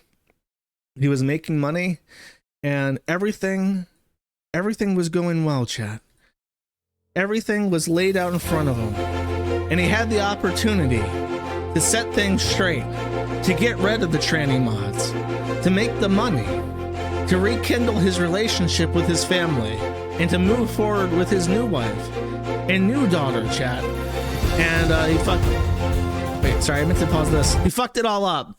He fucked everything up. Literally everything. At some point, for whatever fucking reason, he decided that he was going to spend no effort into the things that he was pissed off about. He was going to allow the status quo to exist. He let Facts Are Useless decide what to do with the moderation, and Ashley also gave up trying to fix anything because Lowtax wouldn't back her up on it. So Facts Are Useless took over the site de facto as head mod. And also, he was afraid of losing Zen Death Robot, because if he lost Zen Death Robot, he'd have to pay out money from his Patreon to hire somebody else to fix that. He was so afraid of losing everything that he decided to do nothing until he lost everything. However, actually, he did make one final move as a businessman in charge of his community, chat. He decided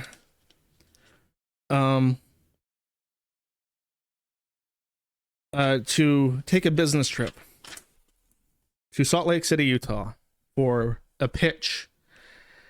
And so we enter chapter 4, the demise. Meet, up until this point, I've kind of segmented everything into his girlfriend eras, because that is the easiest way to compartmentalize times and space with something awful, spending 20 years. Enter Logan Day. Logan Day is an ex-Mormon, BPD, borderline personality disorder, coke whore, from Salt Lake City, Utah. And he moved out, or flew out, to meet her on Thanksgiving Day weekend in 2019.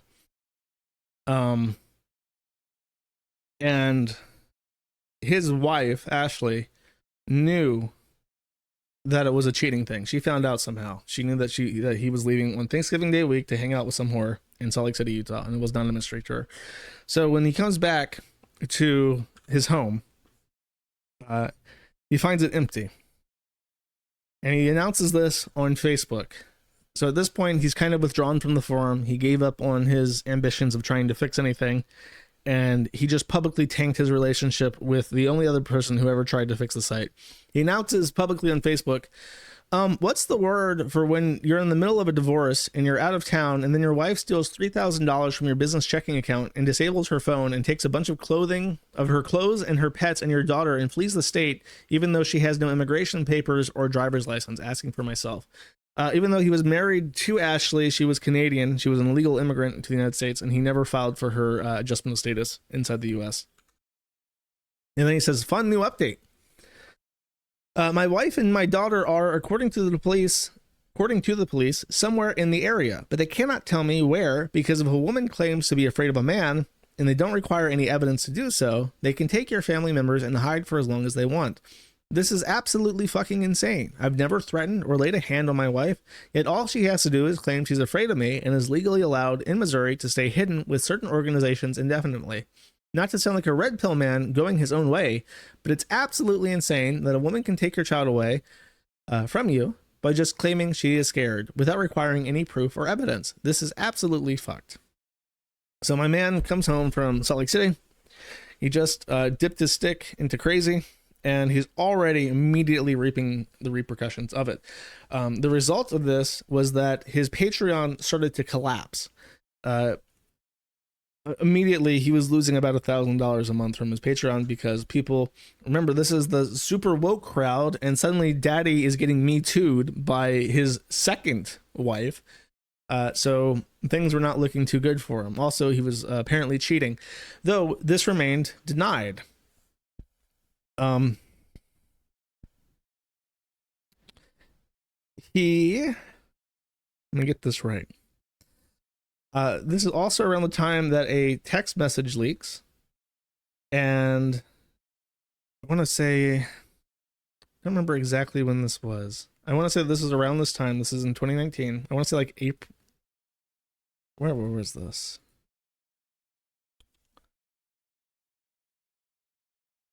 It's around this, actually. I think it's around April 2020 or something. But a text message exchange with his daughter, Lauren, comes out. And he says, or she says, how is that a phrase from Ashley? And that's not even what I was trying to say. I said that an emotional affair is a valid affair. It's a common sense. So he's trying to say, he's trying to defend, she's pissed that her dad is cheating again. She says that's unacceptable because she's a little girl and even she knows that cheating is bad, right? So she says, even if it was not a sexual affair and was only an emotional affair, i.e. he's denying having sex with Logan, even though it's obvious that he would fly out to Salt Lake City, Utah to have sex with her. He's saying, no, it wasn't sexual. It was only emotional cheating. His daughter calls her out on that and says that is still cheating, to which Lowtax allegedly replied, there is no point in talking to you. You've already made up your mind and judged me. And you think you know the entire situation here because you've somehow experienced everything and know everything that's happened. You have zero idea how inappropriate it is for you to take a role of an adult and lecture me. I do not even want to talk to you or see you or even acknowledge you because much like the Bible, you seem to see everything in black and white, despite the fact you know nothing about relationships. And I've always been honest with you and never judged you, and now you're playing relationship expert. You play no role in the relationship between two adults, and you can take your half-assed judgment and fucking shove it. So this severed the relationship between him and his oldest daughter. I looked at every single gaming garbage. I could not find another one after this text message supposedly came out where Lauren showed up in as a second player for his games or movie watching or whatever. So he completely fucked it up. I do believe that this is real, by the way. This is, I want to say just no. Okay, so this is this text message is mid 2019, and this is in December. So at this point, he's trying to drum up his Patreon again because it's collapsing by because again, in his mind, he doesn't understand. He doesn't understand that what that Patreon is for the forum. It is the community enjoying the community. He, again, as he did when he started the site, seems to believe that he is the main draw, and that people are going there to read his funny blog messages and watch his funny YouTube gaming garbage streams. And really, they're not. They're there for the community, and he is just the guy that runs it, right? So he's doing his gaming garbage shit, and this is one of the things that he's putting out to try and entertain people. This was around the time that YouTube Shorts were becoming a thing, so he decides to try his hand at doing a YouTube Short. Let's watch the comedy stylings of Richard Lowtax Kayenka in 2019. What is the fucking point of this? I'm sitting on the toilet, by the way. Nobody's watching this. YouTube told me that I need to make stories for some reason. So here's a YouTube story. I walked into my bathroom. I'm taking a big old shit. So, I'm just gonna sit here. Am I okay? Yeah. I'm taking a shit. YouTube told me that I need to make stories. And so here's my story. I figured I'd make it on the toilet. Because why not? I would show you the toilet. Well, here, maybe I can go over without showing my dick. See, there's the back of the toilet. But I'm shitting. Thanks, Lowtax. Very cool. His gaming garbage never took off, ever. I can show you his streams, like his catalog, in a second. However, by the end of 2019, he had fucking had it. His affair with Ashley had become public knowledge. His Patreon was tanking. Nobody was watching gaming garbage. His daughter was not talking to him anymore because she thought he was a piece of shit, because he is one. And the forum was constantly ridiculing him. So he decided on Christmas, or sorry, not on Christmas, but New Year's Eve 2019, that he was going to have a little fun. And I present to you the funniest gaming garbage stream that he had ever had. Now this is a post that I meant to read, but this kind of explains how during this time where Logan was kind of involved, he was trying to make her sound like she was the chief operating officer of something awful. She wasn't a fuck maid. She wasn't piece of ass. She wasn't woman I'm cheating on my wife with. She was the chief operating officer of something awful. And she was put into a management position of the company, and the people there were supposed to believe that she was there for that purpose. So as he's arguing with them, he says, okay, before I try to do anything to, like, to completely understand what the most important goals you want to reach are you more concerned with eliminating all forms of transphobia from the forums, or are you just shutting down fuck you and die? Fuck you and die was the most conservative area of something awful until it was obliterated. I don't know if they ever brought that back. I think they did. Yes, please resist the urge of saying both, because I'm honestly trying to gauge public opinion here. 2, if an individual from a different forum mocks a member of this thread for something they post and it has nothing to do with the gender or sexuality of or anything remotely associated with being trans, should that individual be punished? So this is, I think, in the actual tranny thread, because there was like a big troon thread on something awful, and they were getting doxxed and laughed at on the Kiwi Farms, and then also elsewhere in Fuck You and I remember this now. It's coming back to me. It's coming back in waves. They're also getting made fun of in Fuck You and Die. So the Troons are going, oh my god, Kiwi Farms and Fuck You and Die are both making fun of us. That means that Fuck You and Die is full of Nazi transphobe bigots from Kiwi Farms. Do you not understand? So he's asking, like, what the fuck do you want? Should I ban everyone there because they're Kiwi Farms Nazi bigots? Or do you want me to just shut down the board? Or, like, what are you trying to get me to do? He's actually trying to understand what they're doing. And that's just an example of, like, the ongoing trash fire that was Something Awful's internal politics at the time, that a man very drunk and very high on painkillers, completely by himself for the first time in a decade, is trying to navigate on his own. Number 3, if a thread is created in a different forum mocking certain aspects of this thread, but none of the comments have anything to do with gender or sexuality or anything remotely associated with being trans, should all those people participating in the thread be banned or the thread itself deleted? Number 4, if you had your own private invite-only forum that can only be read by people invited to that group by other members of that group, do you think that would solve any issues? P.S. I'll delete the troon entry. I've always hated that stupid word anyways. So this is, by the way, the watershed moment where the word troon was disowned by Something Awful, and I stole it, and it's mine now. and you can't ever have it back, and it will never be a good thing ever again, because Lowtax said it's no longer something awful glossary term. Congratulations, chat. But Crunk is making fun of them. Like, you can't negotiate with these people. They will never be happy. These people, these kinds of people, just want to cause problems. They are not there to have fun. They are not there to be a part of a community. They cannot create. They cannot enjoy. Their enjoyment comes from finding things that are already extant, that already work, that people already like, and destroying them from the inside out. So you cannot create new things for them to fill with their own bounties, because that's not how they operate. They work by going to existing things that are already nice and fucking them up, which is true. It's a true statement. So shortly after this post, this is December 29th, 2019. 2 days later, it's New Year's Eve. And what better way to spend New Year's Eve than streaming gaming garbage to your audience while drunk and high? This stream was so funny and so awesome that I created, at the time, 2 days later, a montage of some of its best moments. You may remember this if you are a longtime listener. If not, enjoy. I had to hunt this down because I lost it.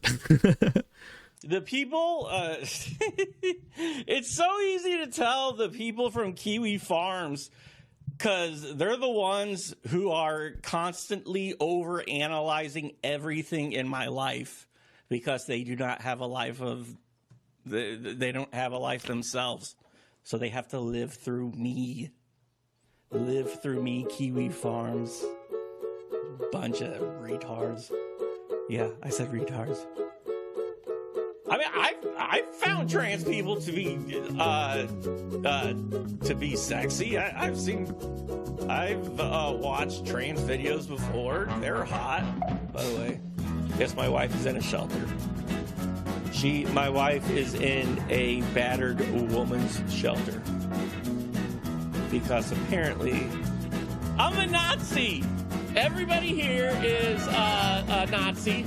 And I am the leader of the Nazi party. You guys can post about like hating me in here, and I will ban you in real time. You're gone. That is, this is live ban.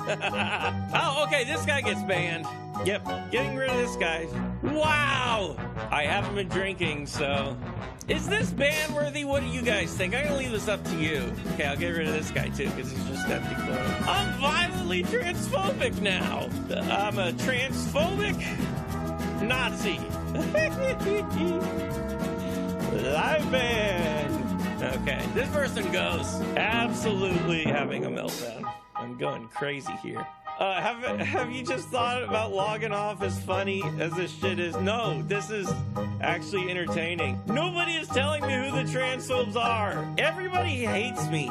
You guys are all Nazis, and you all hate trans people, just like me. I took a break from hating transsexuals and loving Nazis to show you my pig pants. Clipping gold mine, yeah. Someone's gonna take all this stuff and put it together.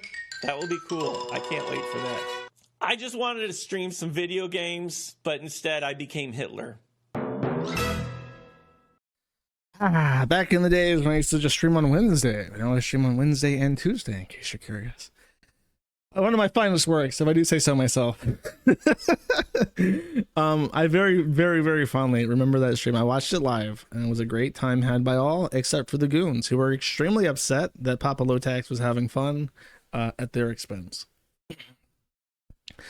Unfortunately, he did not have a lot of fun, and the backlash to that was a lot of mods crying, a lot of bans being unlifted, so on and so forth. So that ushers in the year of 2020. We're getting very close, but we still have a lot to get through.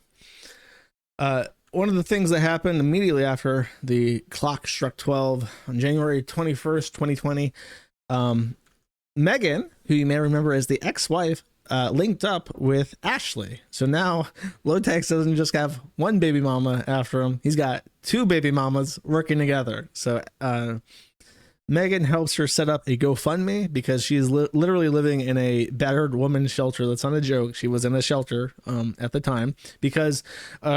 fun fact, you may not know this, in the United States of America, if you have an immigrant spouse or parent, mother of your child in the country, and they are alleging that you abuse them, they cannot be deported. As long as they're staying in an emergency shelter, they cannot be deported because there's a special protection for women who are extorted by their immigration status to stay within the country. So for months and months, Ashley and her baby were staying in a dormitory in a women's shelter for the purposes of being able to stay within the United States while all the ongoing legal issues were being resolved. So Megan put up a GoFundMe for some living expenses, and she writes, I apologize for any general vagueness in our story, but as we're still in hiding, it's necessary to keep us safe. 2 months ago, my daughter and I left my now estranged husband and entered a domestic violence shelter after nearly 5 years of abuse. My name was kept off the bank account, and I was not allowed my own card to access it. This made saving to leave nearly impossible without it being noticed. I have a foreign account, but I am unable to gain access to it without being in that country.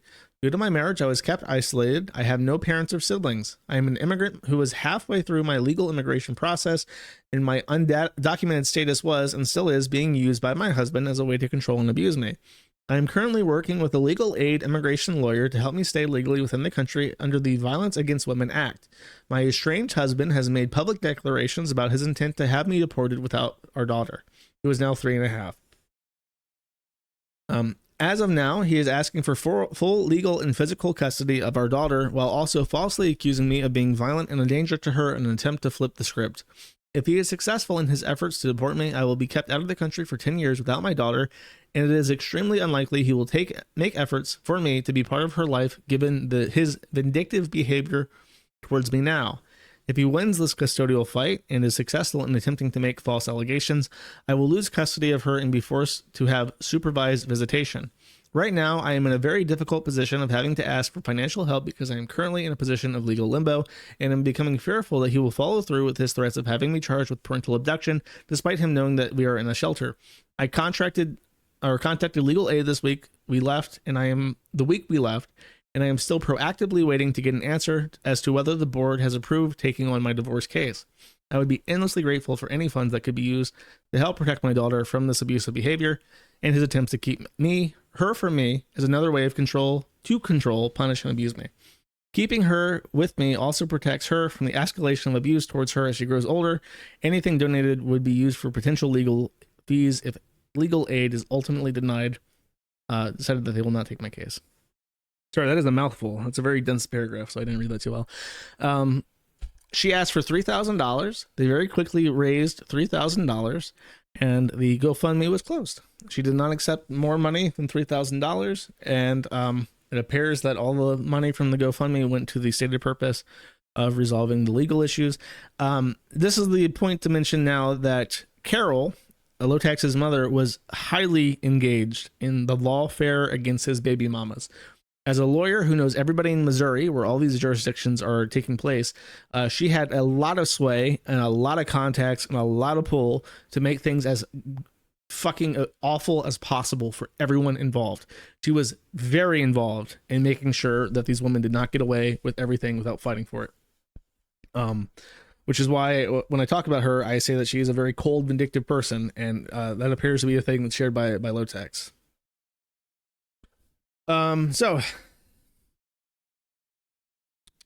This is in response to people accusing him of cheating on her with Logan. They maintain that there was not a sexual relationship between them for a very long time. Gluehuffer69 says, in reply to, actually, let me just read the Lowtax post first.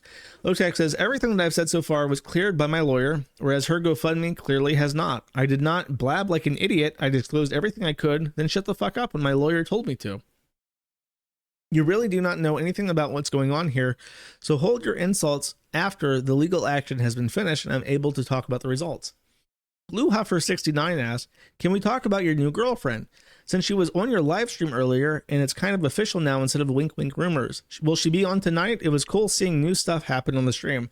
This guy very, very cleverly dresses up his questions about Logan Day as being, oh, are we going to get to meet the new woman? To try and get him to talk about how they're in a relationship, but he denies it. He does not fall for this trick, and he goes, I do not have a new girlfriend, so I would appreciate not speculating about that and various other things that you read from people who spend their lives obsessing over analyzing my life. I wonder who that could be, chat. Definitely not me. This is Logan's account. Unfortunately, Art. She says, don't know if anyone cares since you're all talking about bring your own beer goblin for some reason, but I thought I'd say something since my name was brought up a few times. I'm a woman, first name of Logan, last name of Day. I'm not in a relationship with anyone, much less Lowtax. I don't wear anybody's clothes but my own. It's fucking weird that anyone would say otherwise. I think that they accused her of wearing Ashley's clothes. My involvement with something awful, and by extension, gaming garbage, is as a marketing strategist. This is what I do for a living. My goal is to make buku amounts of money for myself and also rich Q booze, or bringing in a newer, younger audience. Fatalistic morons on the web often say that something awful is dead for good, but it's an old brand that needs a refresh and a cohesive message. And that's where I come in. I do not plan to change the heart of what makes this site great. I also have lots of developer peers, so part of my plan involves bringing this website up to modern web standards. This is a behemoth of a project, but it is a dream for one for me as I first started posting here in 2006, and I particularly like working with entertainment brands. I have no desire to be an admin of these forums, nor do I have the time. I would rather, and I cannot stress this enough, saw off my own arm and sodomize myself with it vigorously. I'm a businesswoman, and my primary interest lies in large deposits of cash money hitting my checking account. But I also have a passion for the particular brand of comedy this website provides. This was way too long, but that's my spiel. So be clear, chat. They're not fucking.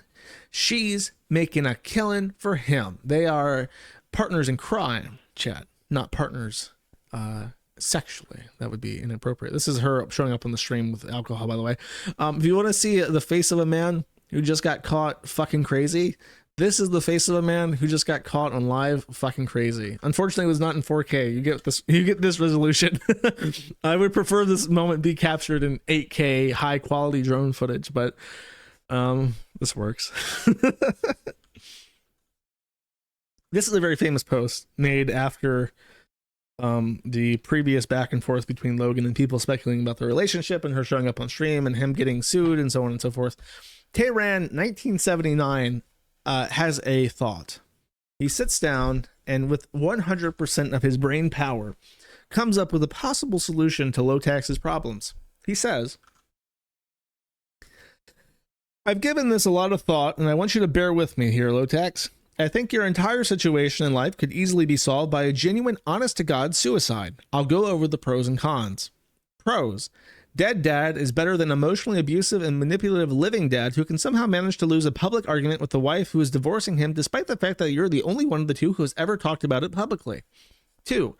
You'd no longer be a strain on the forums or society. The charity money that gets donated to this archaic piece of shit site, updated, will actually go to it instead of your IRS bills, unfettered by association to your outright embarrassing attempt at being a streamer. 3. Depending on the method of suicide, you might finally be able to cure your faggoty helium voice that you spent the majority of your life compensating for by being zany. 4. Think of all the rest you would be getting where you no longer need to fly into humiliating rants about how every single person ever associated with you has turned out to be secretly the bad guy, except for you. Oh no, not you. And 5. Dead people don't need spines. Cons. There are none. I don't want you to think this is just something I'm casually posting. Do not reject it hastily. I'm willing to work with you here on coming to accept what, with any amount of thought, is the obvious solution to your problems. I am here for you. The user was banned for this post. He was banned directly by Lowtax, specifically, who I suppose did not immediately take to heart what he was trying to say. But this post may now have some historical significance, Sean. This is some more back and forth with Logan and Lowtax on the forum. I'm not sure how much of this I want to read because Logan is very cringe and this whole thing was just like embarrassing. I'll read one or two of each. Logan says, "Hey guys, Logan here. Heather Paps is doing a fantastic job of explaining and organizing all this. Thanks, man. Please email me at logan@somethingawful.com with your ideas. We're looking to expand it to all sorts of mediums, articles, videos, thinking about including miscellaneous video content on the YouTube channel to be determined. Social media content, big. We need small, bite-sized, funny content that people will share on social media that directs them to something awful, etc. The goal here is being a full-fledged entertainment publisher. As ad revenue starts rolling in soon, we'll be able to pay consistent contributors. One day, and this is a big goal, I'd like for us to produce feature films, Doomhouse 3 or the notorious Cybertroll 2000. Web shows, and even cool audience-driven live streams. For now, anything that's funny gets the eyeballs is needed. We need you, goons. We want this to be weird, and we want to make fun of the lowercase I internet. Think something awful circa 2005, but make it modern and relevant to the community's current vibe. Content guide in the works. We'll share those whose ideas tickle both myself and Lowtax. Thanks." Corporate speak. We love it. Gotta love it. Let's see what Lowtax has to say.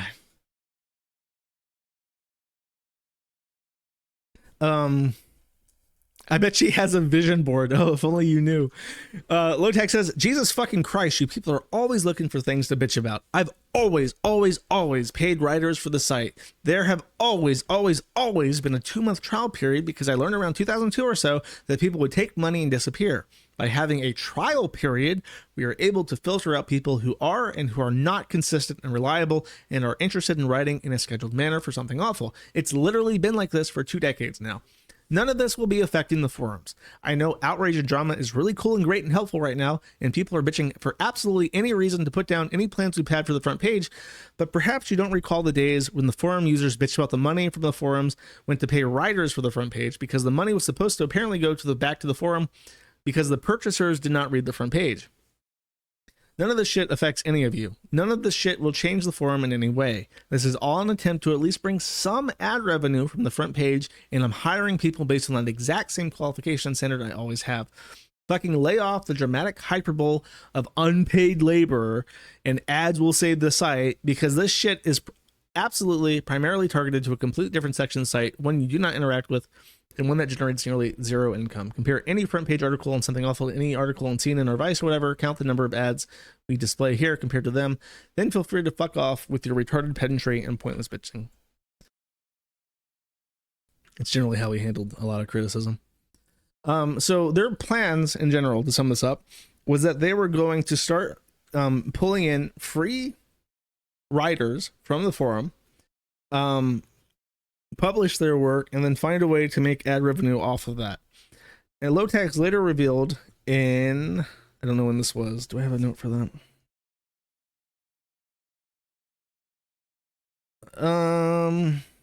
No, I do not have a date for this, but a couple months after announcing this plan to get content writers, he says, in response to Macasaurus, who posted, "How many of Lowtax's Patreons are giving him money to watch him stream? Like 10%? 85% are forums people, and at least 5% are wondering when Smorky is coming back." Funny post. Lowtax says, "What does this have to do with anything? Let's say that 100% forum people who contribute to the Patreon. The reason I stream is because I have a lot of fun doing it. The reason why I stopped posting here is, in case you might have missed it, because random people constantly attempt to specifically irritate me for whatever purely logical reason in their minds.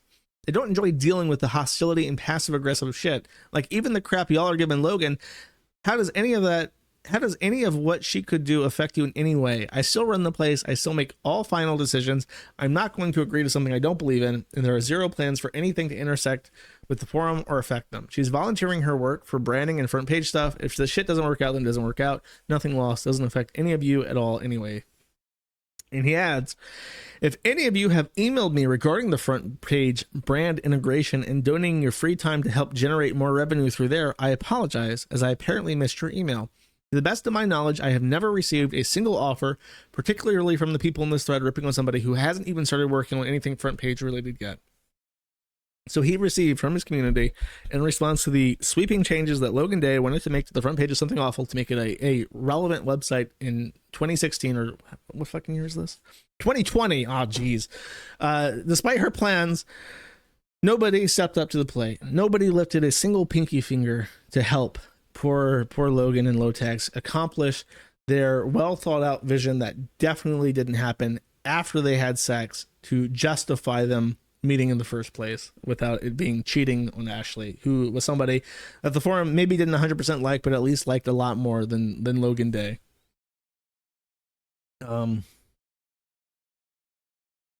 Finally, Lowtax posted this picture of, I believe, him visiting his daughter, who is now 4 in this picture, I believe, saying vindication.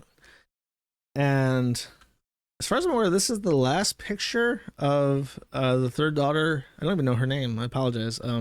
But he randomly posted this on Facebook and said, vindication. This became a meme. Anytime anything happened in the courtroom related to Lowtax and his divorce and the custody and so on and so forth, people would say vindication, because it was almost always, from this point forward, bad news for Lowtax.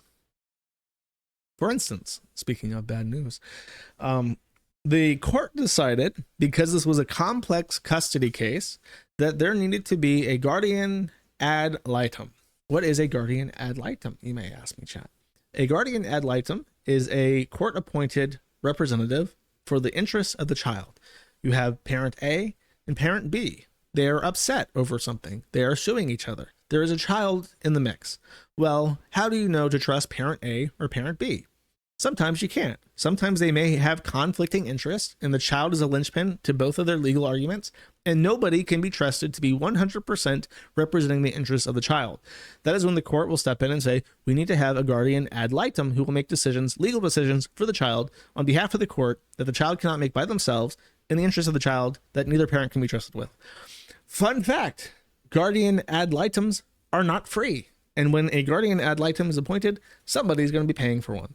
And that might be, if it's a very long legal process that your mother is dragging out in the courts for years for no reason other than to piss people off, that may be tens of thousands of dollars. Spoiler alert. The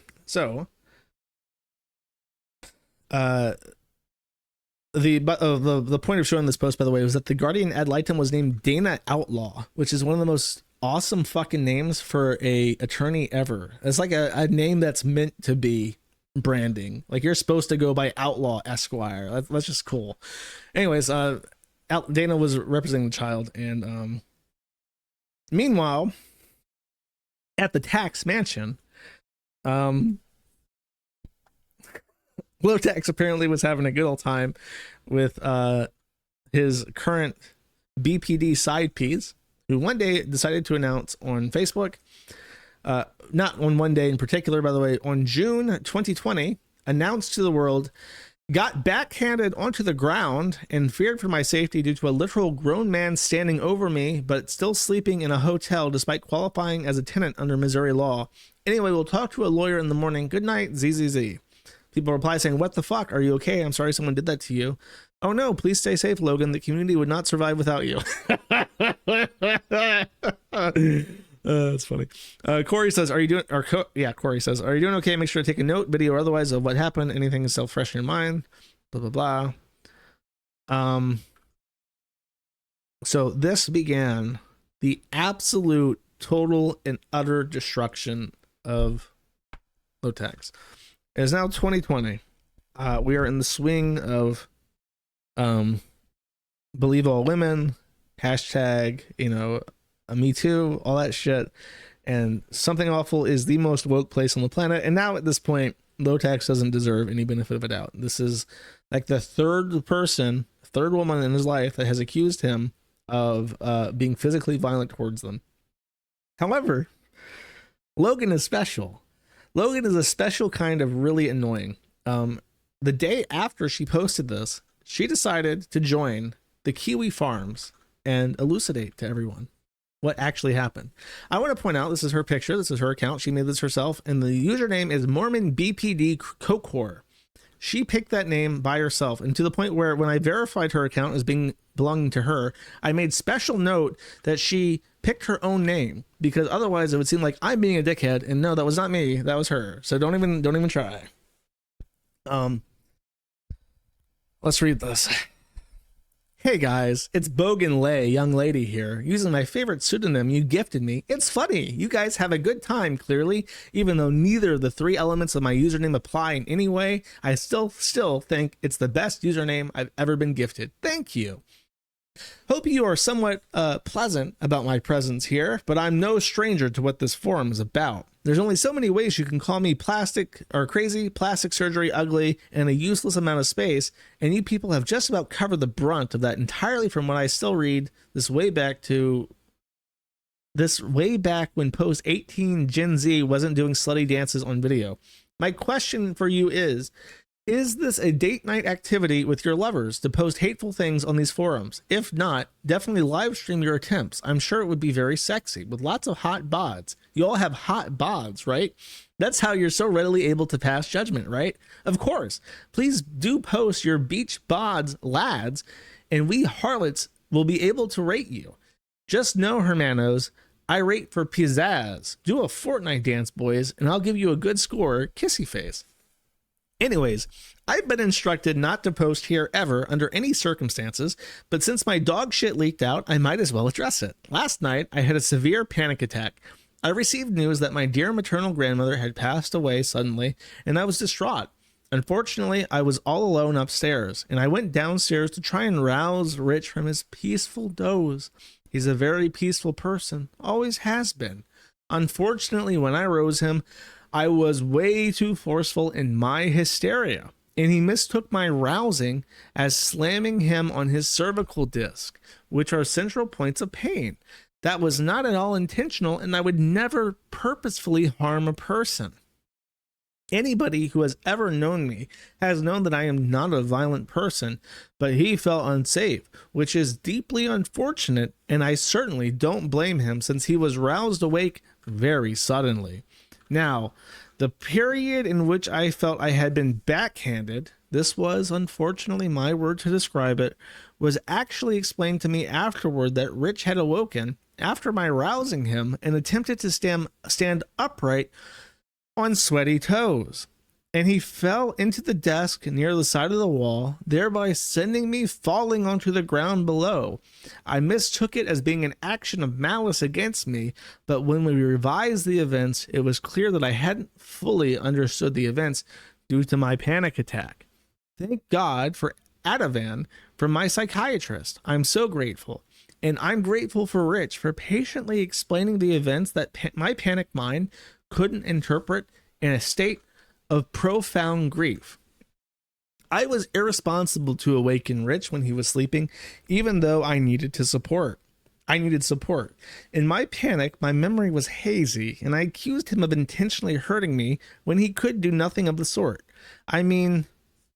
Jay Mean, for goodness sakes, he has limited mobility at the best and frankly total immobility in truth to truly harm a healthy young 26-year-old girl. Rich called the police himself to ensure everyone was taken care of. It was decided that I needed some time away from my business partner for an evening so we could come back together with clear heads and not he said, she said. No report was taken. It was simply a matter of a young woman losing her grandfather and taking the inappropriate steps to receive support in the midst of a panic attack. Thankfully, I have medication prescribed for that sort of occurrence, and Rich was quick to help me remember to take them when I was able to return to his home. It was decided that I should stay the night at a hotel because no individual was at fault or causing any problematic disturbance. It was just determined that the time apart would be most healthy and beneficial for all parties involved.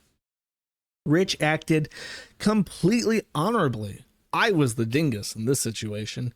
Rich is strong, and I admire strong, but he's unable to stand up. And I admire that he is letting me have a safe place to stay until I find next steps for me. Rich is a man with a great deal of honor. I've had less kind treatment from the police in my life. Rich is a class act, and I would trust him with any young person experiencing a panic attack or worse. Any questions, let me know. I'm so grateful that everyone is safe. Nobody was unsafe at any point, and it's my fault for making that seem different at any point. Anyway, go ahead and call me a whore, but Rich is a class act great guy, and I can't wait to pay respects to my grandfather in October when LA County reopens for wakes. Peace. Let me just explain. This is what an artist rendition of her looks like.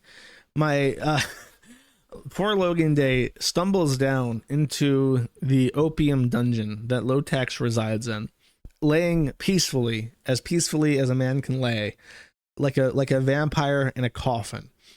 And Logan attempts to rouse him from his slumber by shaking him violently, screaming, "My grandfather!" in the midst of a panic attack. However, she accidentally hits a critical hit on Lowtax because she decides to shake him specifically at the vertebrae that is collapsed into dust for the whatever medical condition Lowtax has, which is causing his spine to collapse to dust. This causes him immense pain, and so in an act of sudden shock and terror, he wakes up and slaps her in the face and says, "Begone, bitch!" Which would, of course, be anyone's first reaction to being shaken awake by a crying person. So obviously this story did not fly very well. All this Kiwi Farm shit ended up on Something Awful. They were, of course, making fun of her for even posting on the Kiwi Farms because of the transphobic Nazi doxing site, so on and so forth.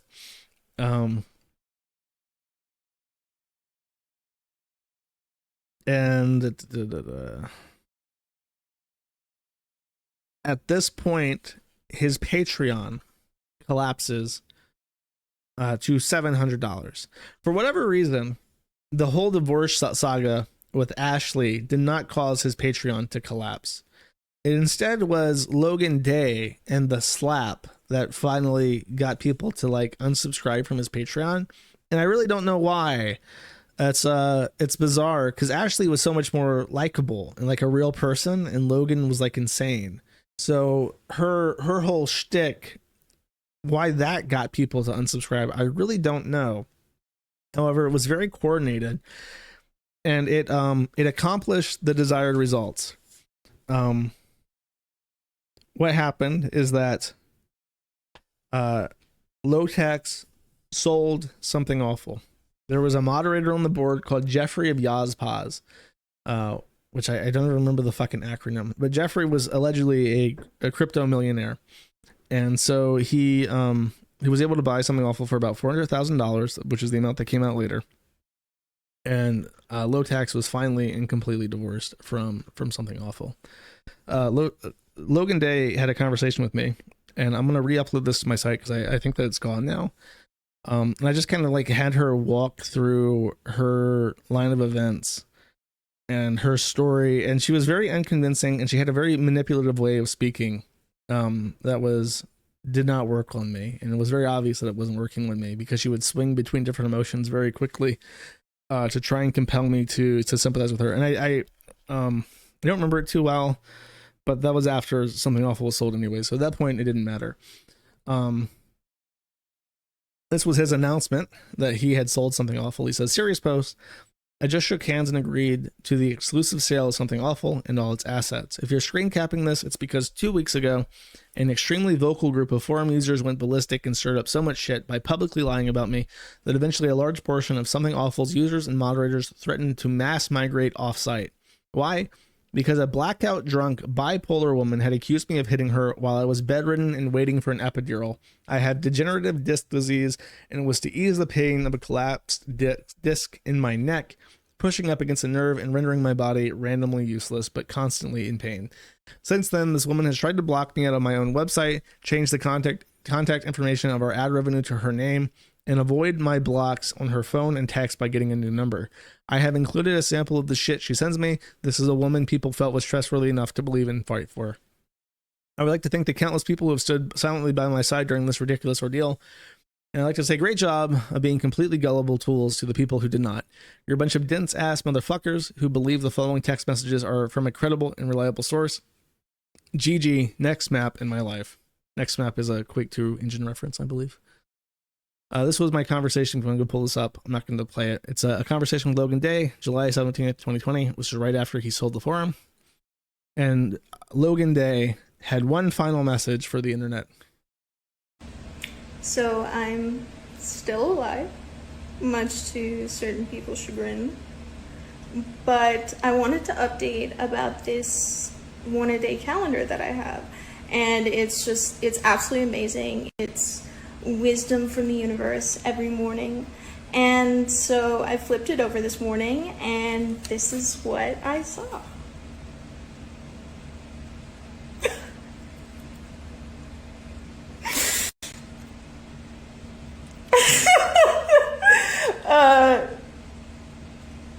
No.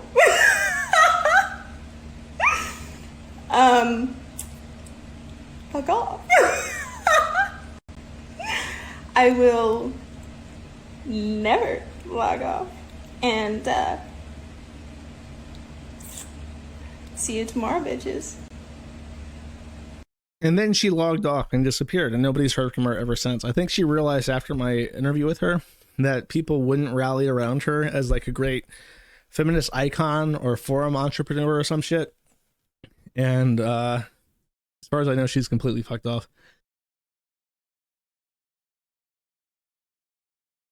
So that concludes chapter 4, the demise chat. Now we're down the last and final chapter. Chapter 5, the end. After Logan completely and totally ruined something awful for Lowtax, he decided that he would be forced to restart his entire career, this time as a 45-year-old man in poor health with no savings, IRS debt, ongoing legal disputes with his ex-wife, and alimony and child support owed to his first ex-wife. He had to start from scratch all over again, doing the only thing that he knew how to do, which was comedy. So he took to YouTube and decided that he would revitalize an old something awful brand name gaming garbage and start streaming. Let's take a look at some of that streaming chat.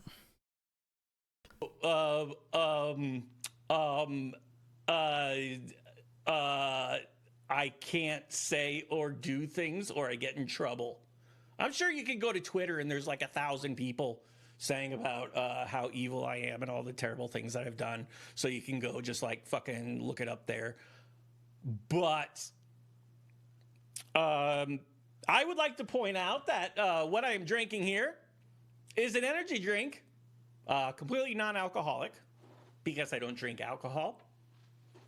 It's got protein in it. That's good. That's healthy. It's got vitamins in it. Those are healthy. This video has 1.9 thousand views. I think his first stream where he had a guest one after he sold something awful, he got 3,000 views. However, his gaming garbage streams would almost never break 1,000 views moving forward, and they would almost they would dip below 20 live viewers doing during his actual showings. And like I can show you 800 views a year ago, 900, 1.2 thousand, 700, 900, 1.3 thousand, 900, 1,000, 300 for that one, 700, just desolate. Absolutely, like the kind of numbers that you would pull starting your own channel right now and just putting out content. Like, it's really terrible. And of course, when you're 45 and you're banking that this is going to like revitalize your entire career after you just sold your only asset, it's pretty fucking depressing. It's pretty hard. And what I noticed watching a lot of them, I'm trying to see, is this one? Yeah, okay. This is the majority of his content. I mentioned I scanned through a lot of his streams trying to find out the last time that that Lauren was like co-hosting with him. And it was 2019. She doesn't show up after 2019. But I did realize watching through all of his streams, the reason why they get such terrible numbers is that this is almost every single one of them. Every single stream is like this. Listen, now both you go down and get Murphy. Radio me from the hallway before you go in on lower 5. Then go in and get him the hell out of there. Wait a second. Maybe we should have a plan about how to get him out of the lockers that have fell on him. Someone's trying to... So he's like shit-faced in all of them. He's obviously fucked up on alcohol and pills. He looks like shit. He has no commentary, and he's just watching like old VHS tapes. A lot of these streams are missing because of copyright complaints, but some of these are so old and so obscure they're not even in Content ID. And those are the ones that have stayed up and remain with 300 views on them. So yeah, really terrible. And what's interesting is that this kind of confirms things that Mandy was saying when she was on the forum, because Mandy had said that Lowtax basically spent his entire life, like you're wondering, like between the 2000s where things started to decline and now, what was he doing with his time? He had all that time, all that money. Like what were even his vices? He would literally sit and watch old VHS tapes for hours a day and play mobile gacha games. That was he apparently even spent $50 on like a mobile game called Deadbeat Dad Simulator. So he was like super big into gacha and just wasted every waking second watching old VHS in his basement. And that was his entire life for like a decade. Which is pretty fucking sad. After this, in the time where after he was no longer the owner of Something Awful, he made a post in Fuck You and Die, a board that he 6 months prior to this post had actually deleted in a fit of rage because people were making fun of him.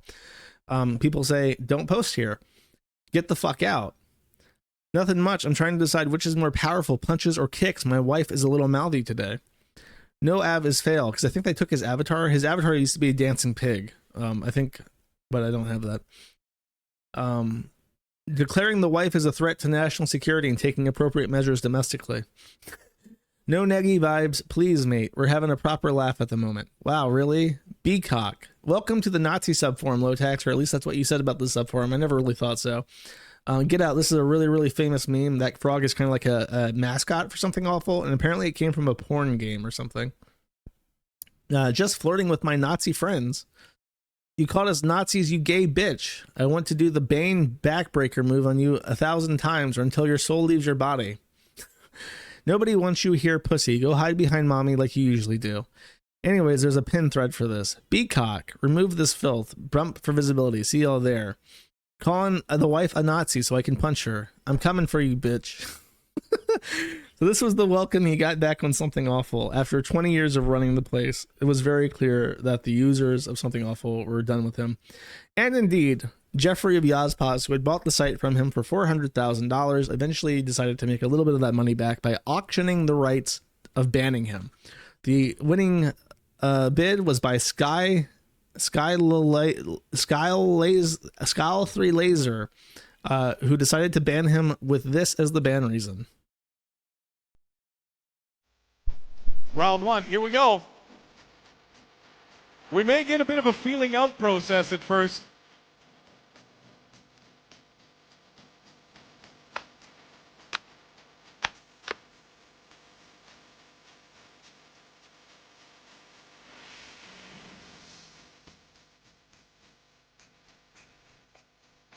That's a mangosteen, by the way. That's what the fruit looks like. Kayanka down again. I'm a little concerned for Richard Kayanka right now. Uva looks determined to do this. Fans, if you can see this, you can see, if you can get in close enough, you can see the determined look on Uva Bull's face. He is not joking around, ladies and gentlemen. Richard Lowtax Kayanka seems to be dancing around like this is some sort of joke. Uva Bull, on the other hand, very serious, throwing some seriously big shots. He looks like a man that hits pretty good. I gotta say, I'm pretty impressed with Uva Bull's left hook. He seems to put the body behind that pretty good. He leads with that left hook a lot, though. Richard Kayanka looking for the crowd's approval, in a sense. Ooh, you're not going to win any fans by that one, that's for sure. Richard Kayanka getting looks like he's getting an 8 count.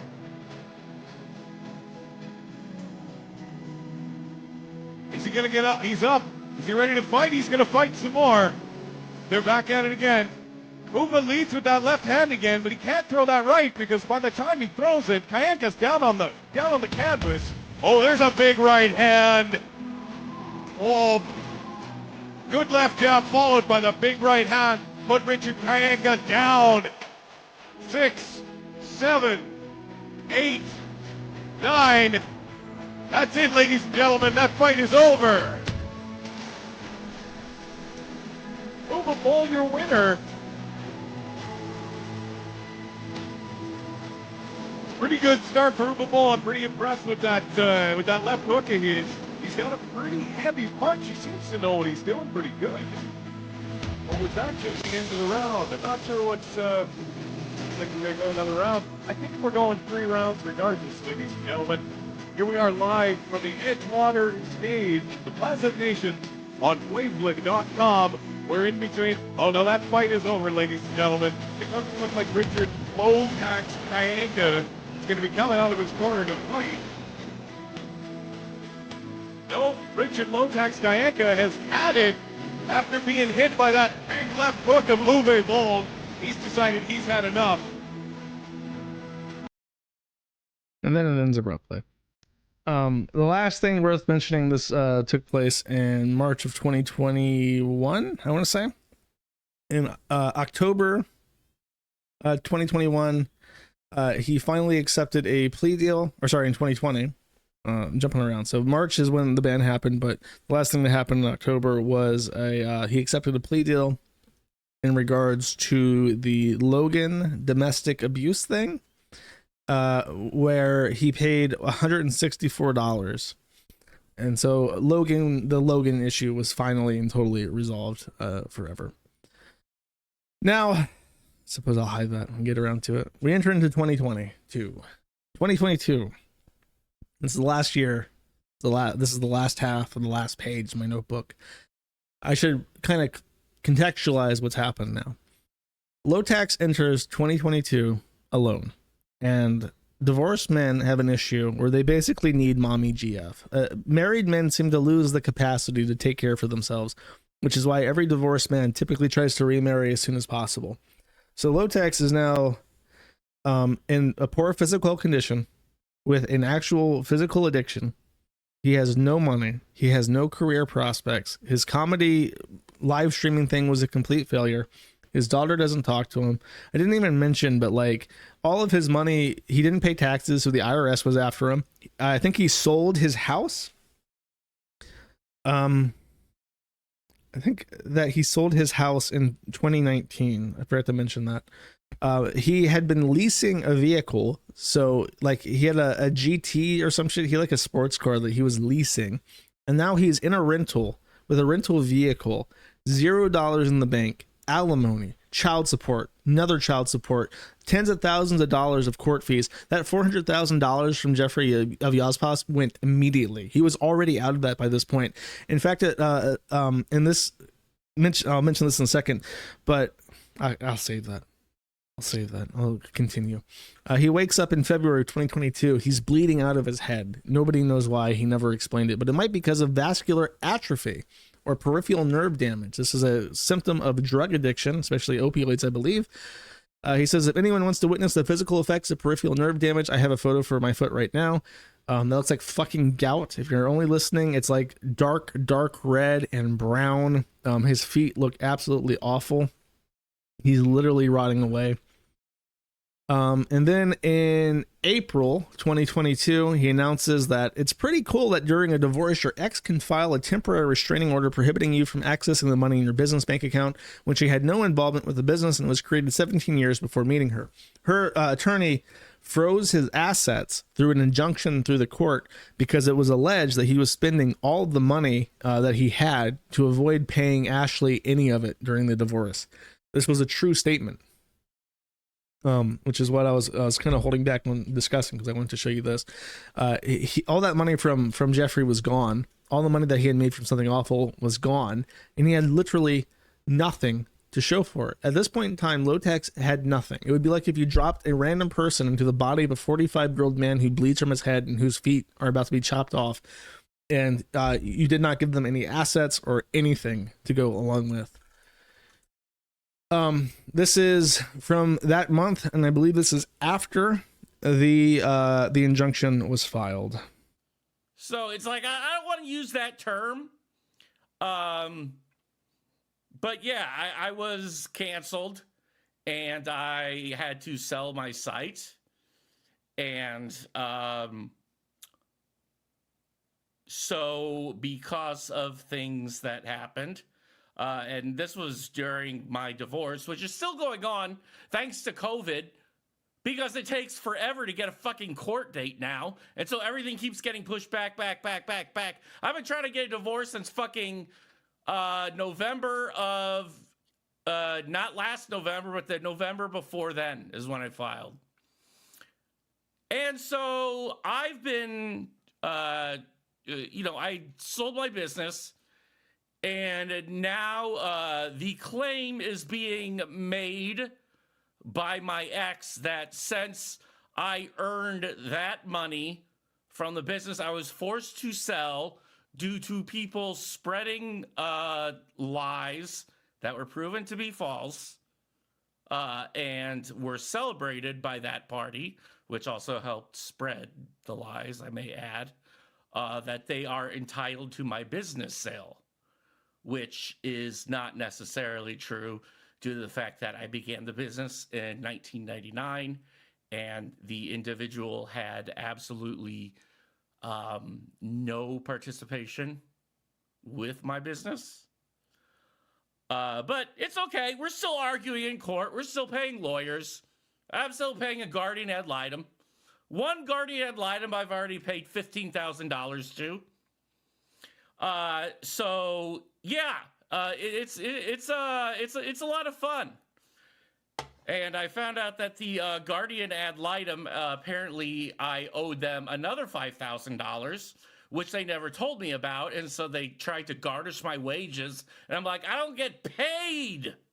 What are you gonna garnish? So I had to pay them. So, anyways, yeah, it's been a hoot this week. This week has been an utter fucking hoot. That's why I didn't stream yesterday, is because I was so full of rage. And as you can tell, I'm still full of rage, you know? Like my woman beating arm is all messed up because of all the stress. I don't even know which one is my woman beating arm. I'm not sure. I need somebody to tell me because I don't know these things, you know? I don't know what I've done or haven't done. Only the internet does. So I gotta wait for people to tell me what I'm guilty of before I know it. This is a great clip to explain to you guys his haha silly man facade. He does not ever turn it off. At no point ever does he break that facade. And it was the most frustrating thing when talking to him was like he just couldn't ever be serious for a moment. He had a total and complete inability to take anything seriously, even with his own life, with his own future, with things that deeply matter to him. He could just never take a second to allow that vulnerability of caring about something and actually addressing it seriously. And because, you know, when you do that, you might look like a dipshit sometime. And he would never, ever, ever, ever take that risk. And I really want to know what happened or what made him that way, because it's so peculiar. I've literally never seen anybody like that. Who just has like this sarcastic veneer that he can't turn off. He cannot turn off the jokes. It's really strange. So he does this, and this is around the time where he starts looking at what are my career prospects. So he registers a site called Internet Dropouts. It's a WordPress blog. This is the only page that ever existed for it. It was password protected, and it never became anything. Internet Dropouts, the internet made you stupid. As a callback to the something awful slogan that he came up with in 2000, the internet makes you stupid. And now this is like a past tense, the internet made you stupid. And then in July of 2022, he says this in his Discord. He says, I love her and hope my family adopts her when I inevitably pull a McAfee. I'm here, find me, says become rich and famous, question mark. Antonio Molocchio says assassinated by the state for speaking the truth, question mark. Lowtax says no, kill myself. I guess I was wrong. He does sometimes break his veneer, and this is one instance. Lowtax says I have objectively weighed the pros and cons to living, and McAfee is in my future.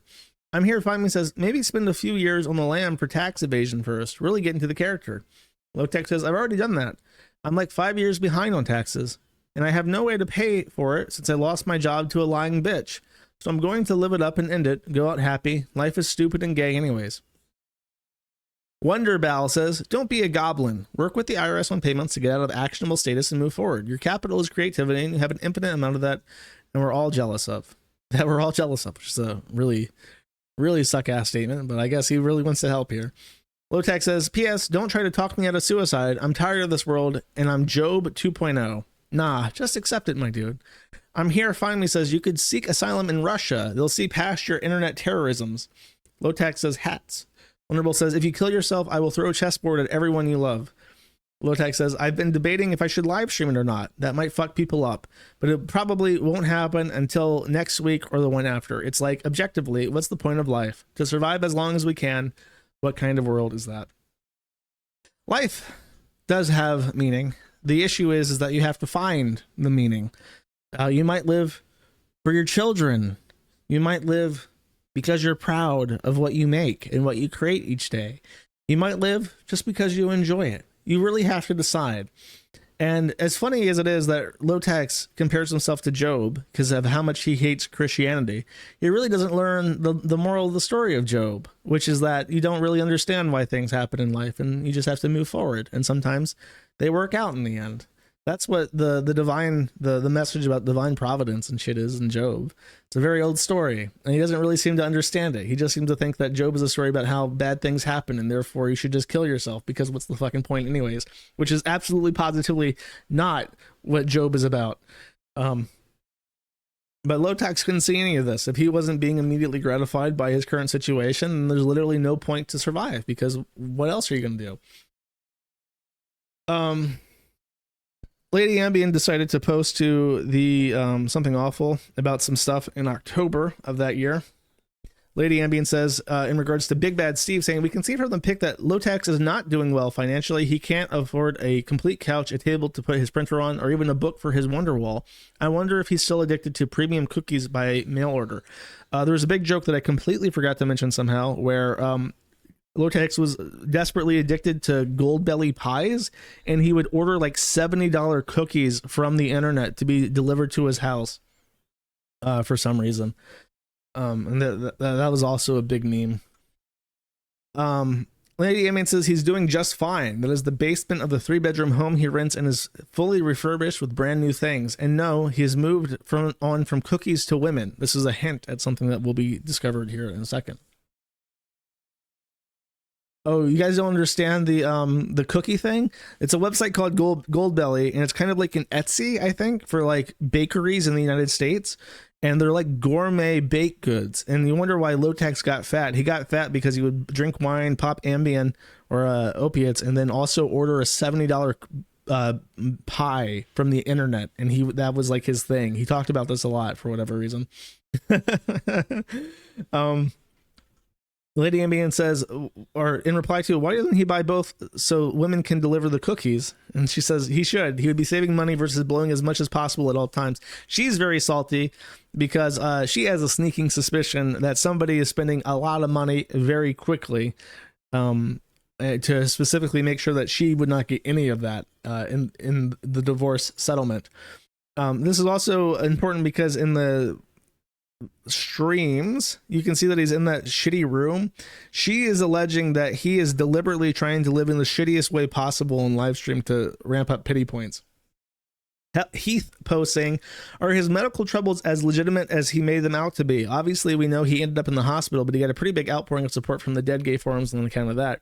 She says, when they first started, he had me legitimately convinced they were real. Currently, I have no knowledge of where he's at medically other than what he tells me in court. Personally, I have learned to never trust what he says to me. After a while, I realized he was not making any effort to do physio, follow health advice, or make any changes necessary to make sure he didn't have follow-up issues.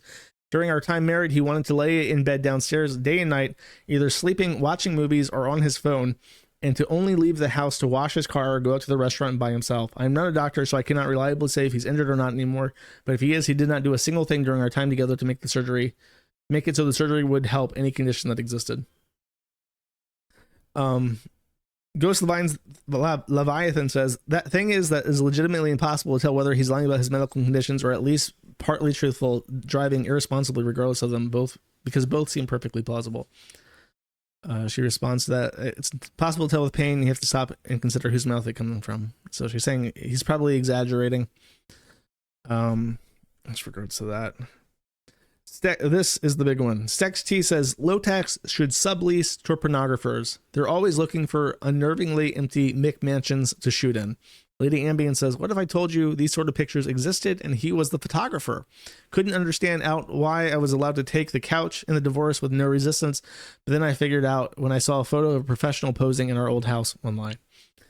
Lady Ambien dropped the bomb that Lowtax had branched out in his career path search to include a photographer for adult films.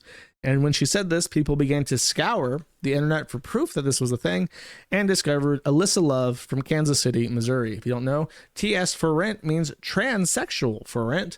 And that lovely little McMansion in the back that you might see there is Lowtax's house. There is a side-by-side comparison of different photos that people had found from the Realtor.com listing for the rental where he lived and photos from Alyssa Love's photo shoots that Lowtax was the photographer of. In the months that followed, his live streams continued to dwindle. He was, well, this is all in October, so there wasn't really much time to follow. One of his last streams was him eating meat on camera for tips, which amounted to a paltry sum of like less than $100. But this is what one of the greats of the internet, one of the best comedians to ever live, one of the most influential forum administrators in the history of mankind was reduced to by October 2022.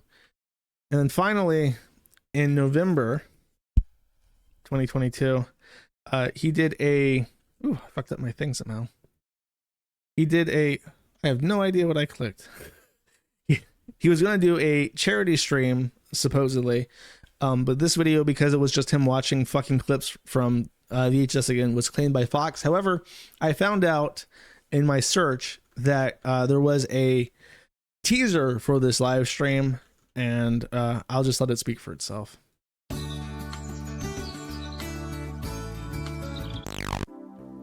You know, a lot of times on Gaming Garbage, we like to have a little bit of fun.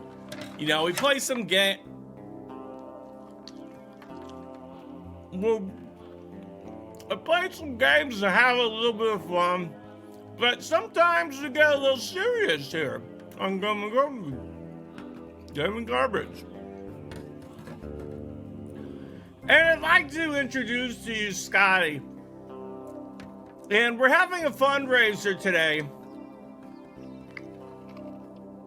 I'm really hungry. We're having a fundraiser today for Scotty, who was a wee infant tot born with not only any skin, but bones, cartilage, muscle tissue, blood, organs, hair, the whole 9 yards. This is one of the last things that Lowtax put out to the internet. This was the last thing that I could find that anyone has a record of Lowtax online. And so a few days later, on November 8th, the news came in about the final vindication. The court ruled and had decided over the facts that Lowtax had deliberately wasted $400,000 in 14 months in order to not pay Ashley. Lowtax had physically, emotionally, and verbally abused Ashley. Lowtax had failed to pay the guardian ad litem. Lowtax told Ashley ahead of time that he was going to move Logan into the house and expected her to be okay with that. Lowtax was ordered to pay Ashley a lump sum of $92,000, which had been seized by restraining order, so Lowtax couldn't spend that too. Lowtax had been ordered to pay Ashley $6,500 a month in spousal support for 2.5 years. He was ordered to pay $350 a month in child support until his daughter turned 18, and he was ordered to pay Ashley's lawyer $25,000 on top of the guardian ad litem fee. This just fucked my shit up so hard that 1 hour at 9:30 a.m. the next day, November 11th, actually, he posted in his Discord, "Catch you all on the flip side, Hermie." And a couple minutes later, Fragmaster, one of the oldest contributors to Something Awful, who hadn't posted in over 10 years, came back to post a video message explaining that Lowtax had killed himself. So unfortunately, Richard Kainka, who everybody knows as Lowtax, has passed away, and even though I've long since retired from spewing garbage out onto the internet, I just wanted to attempt to eulogize him. I mean, this probably won't be very good, but I'm giving it a shot because he always told me to make more videos.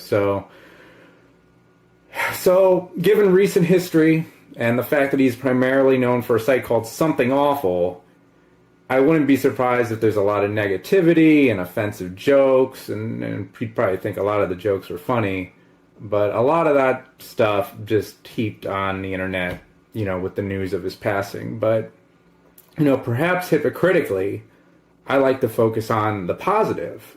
I mean, I can tell you this, Rich was a genius. I mean, I don't think anyone could deny that he was, at the very least, a unique talent. I mean, I thought he was hilarious. You know, as a comedian, he was a musician, he was a programmer, obviously not forum search, haha.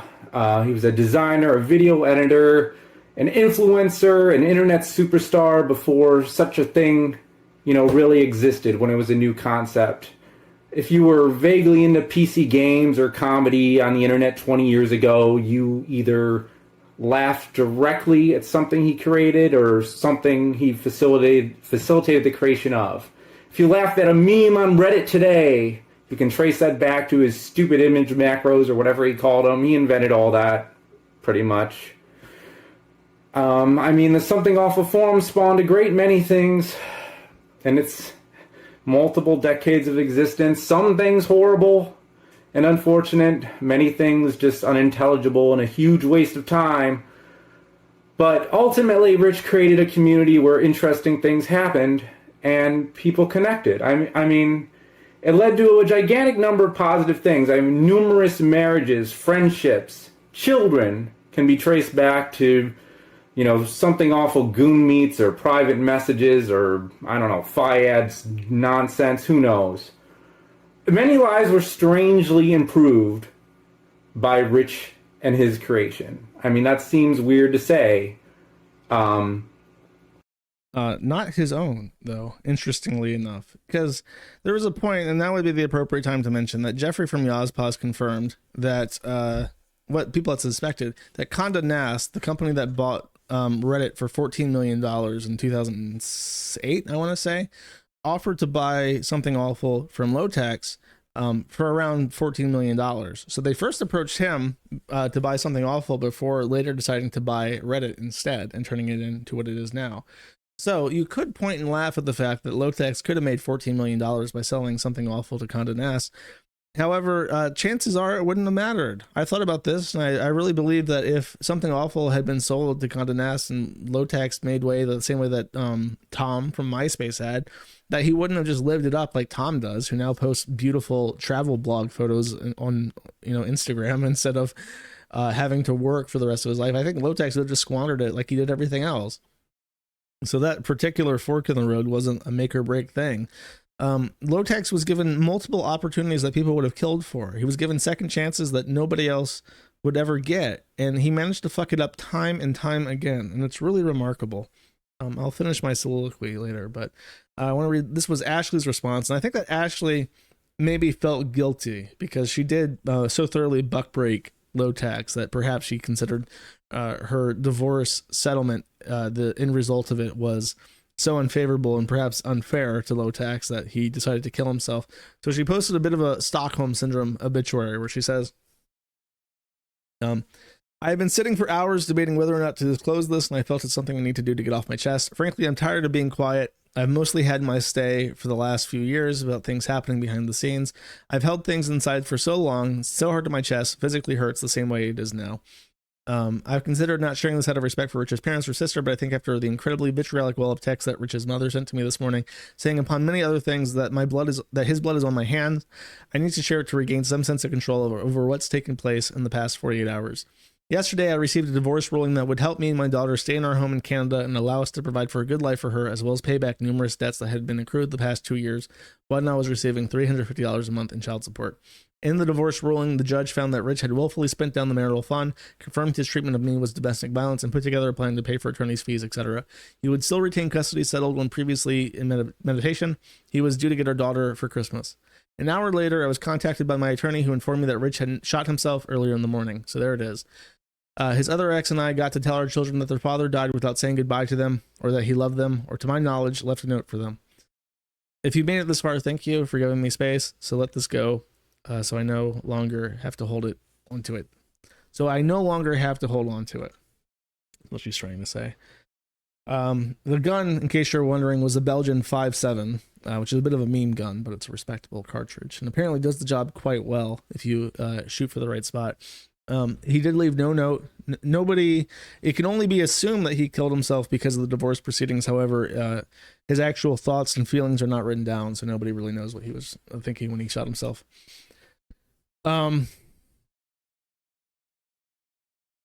That is what she had to say about it. She mentioned Lowtax's mother. Lowtax's mother was vitriolic to the bitter fucking end.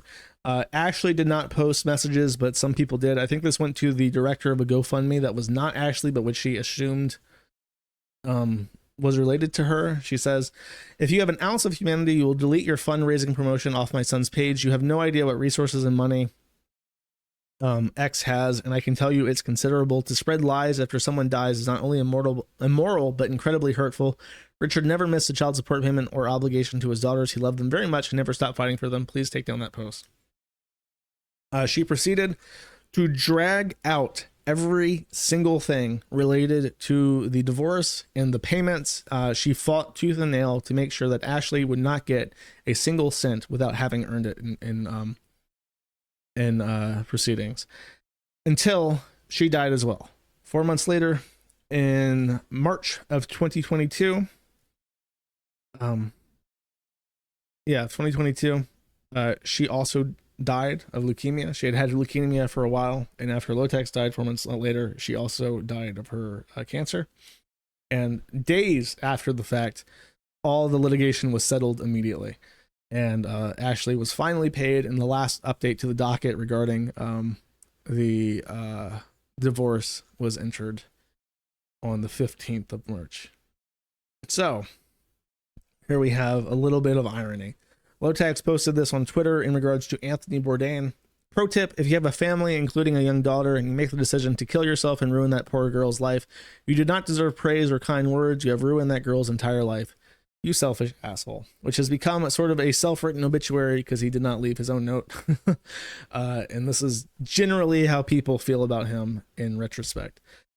I think that the defining feature of Lowtax is that he was someone who was incredibly lazy. People generally sum him up as an addict in all of his behaviors, as addictive behaviors. And because we don't have a really clear timeline about when he became an addict and started acting more on behalf of finding highs versus furthering himself, I think that his main issue was being a genuine cautionary tale towards anyone who lacks ambition. He is proof that if you take people who don't really have initiative or drive or self-propellence or this desire, like this fire inside of them to make shit out of themselves, and to be like intelligent and careful about how they proceed in life, to not plan into the future. If you can give that kind of a person anything, you can give them a wealthy upbringing. You can pour on them opportunities that made people into billionaires at the time during the .com bubble. All those you think about all those companies that entered that sphere at the time and how they capitalized and progressed, like Google did. Google was founded the same year as Something Awful, I'm pretty sure. And then you give a young man all the money, all the women, like everything he could ever ask for, and then children, an entire family, and you continually give him like chances, second chances at fixing his mistakes, and he doesn't take any initiative to utilize any of those resources when he had more resources available to him than anybody else. You can show how just having zero ambition, zero drive is a destructive factor in and of itself. You really don't need help if you don't have any motivation to do stuff. That's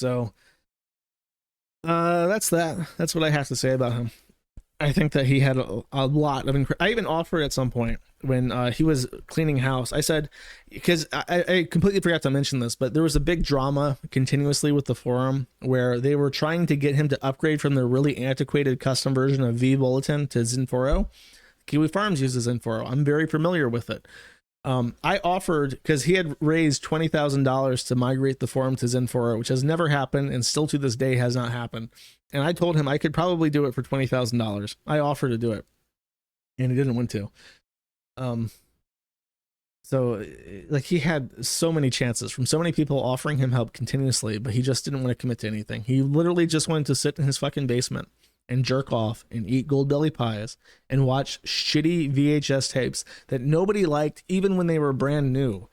And he completely allowed everything, like his own kids, his wives, his relationships, like his forum, his entire life's work, allowed that to just go to waste so he didn't have to be asked to do anything. It's real fucking sad. So that being said,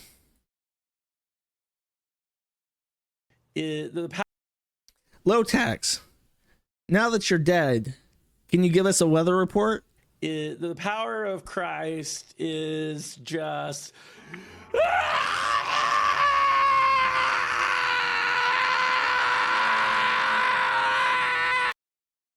I'll check back in later. Thanks for the weather report.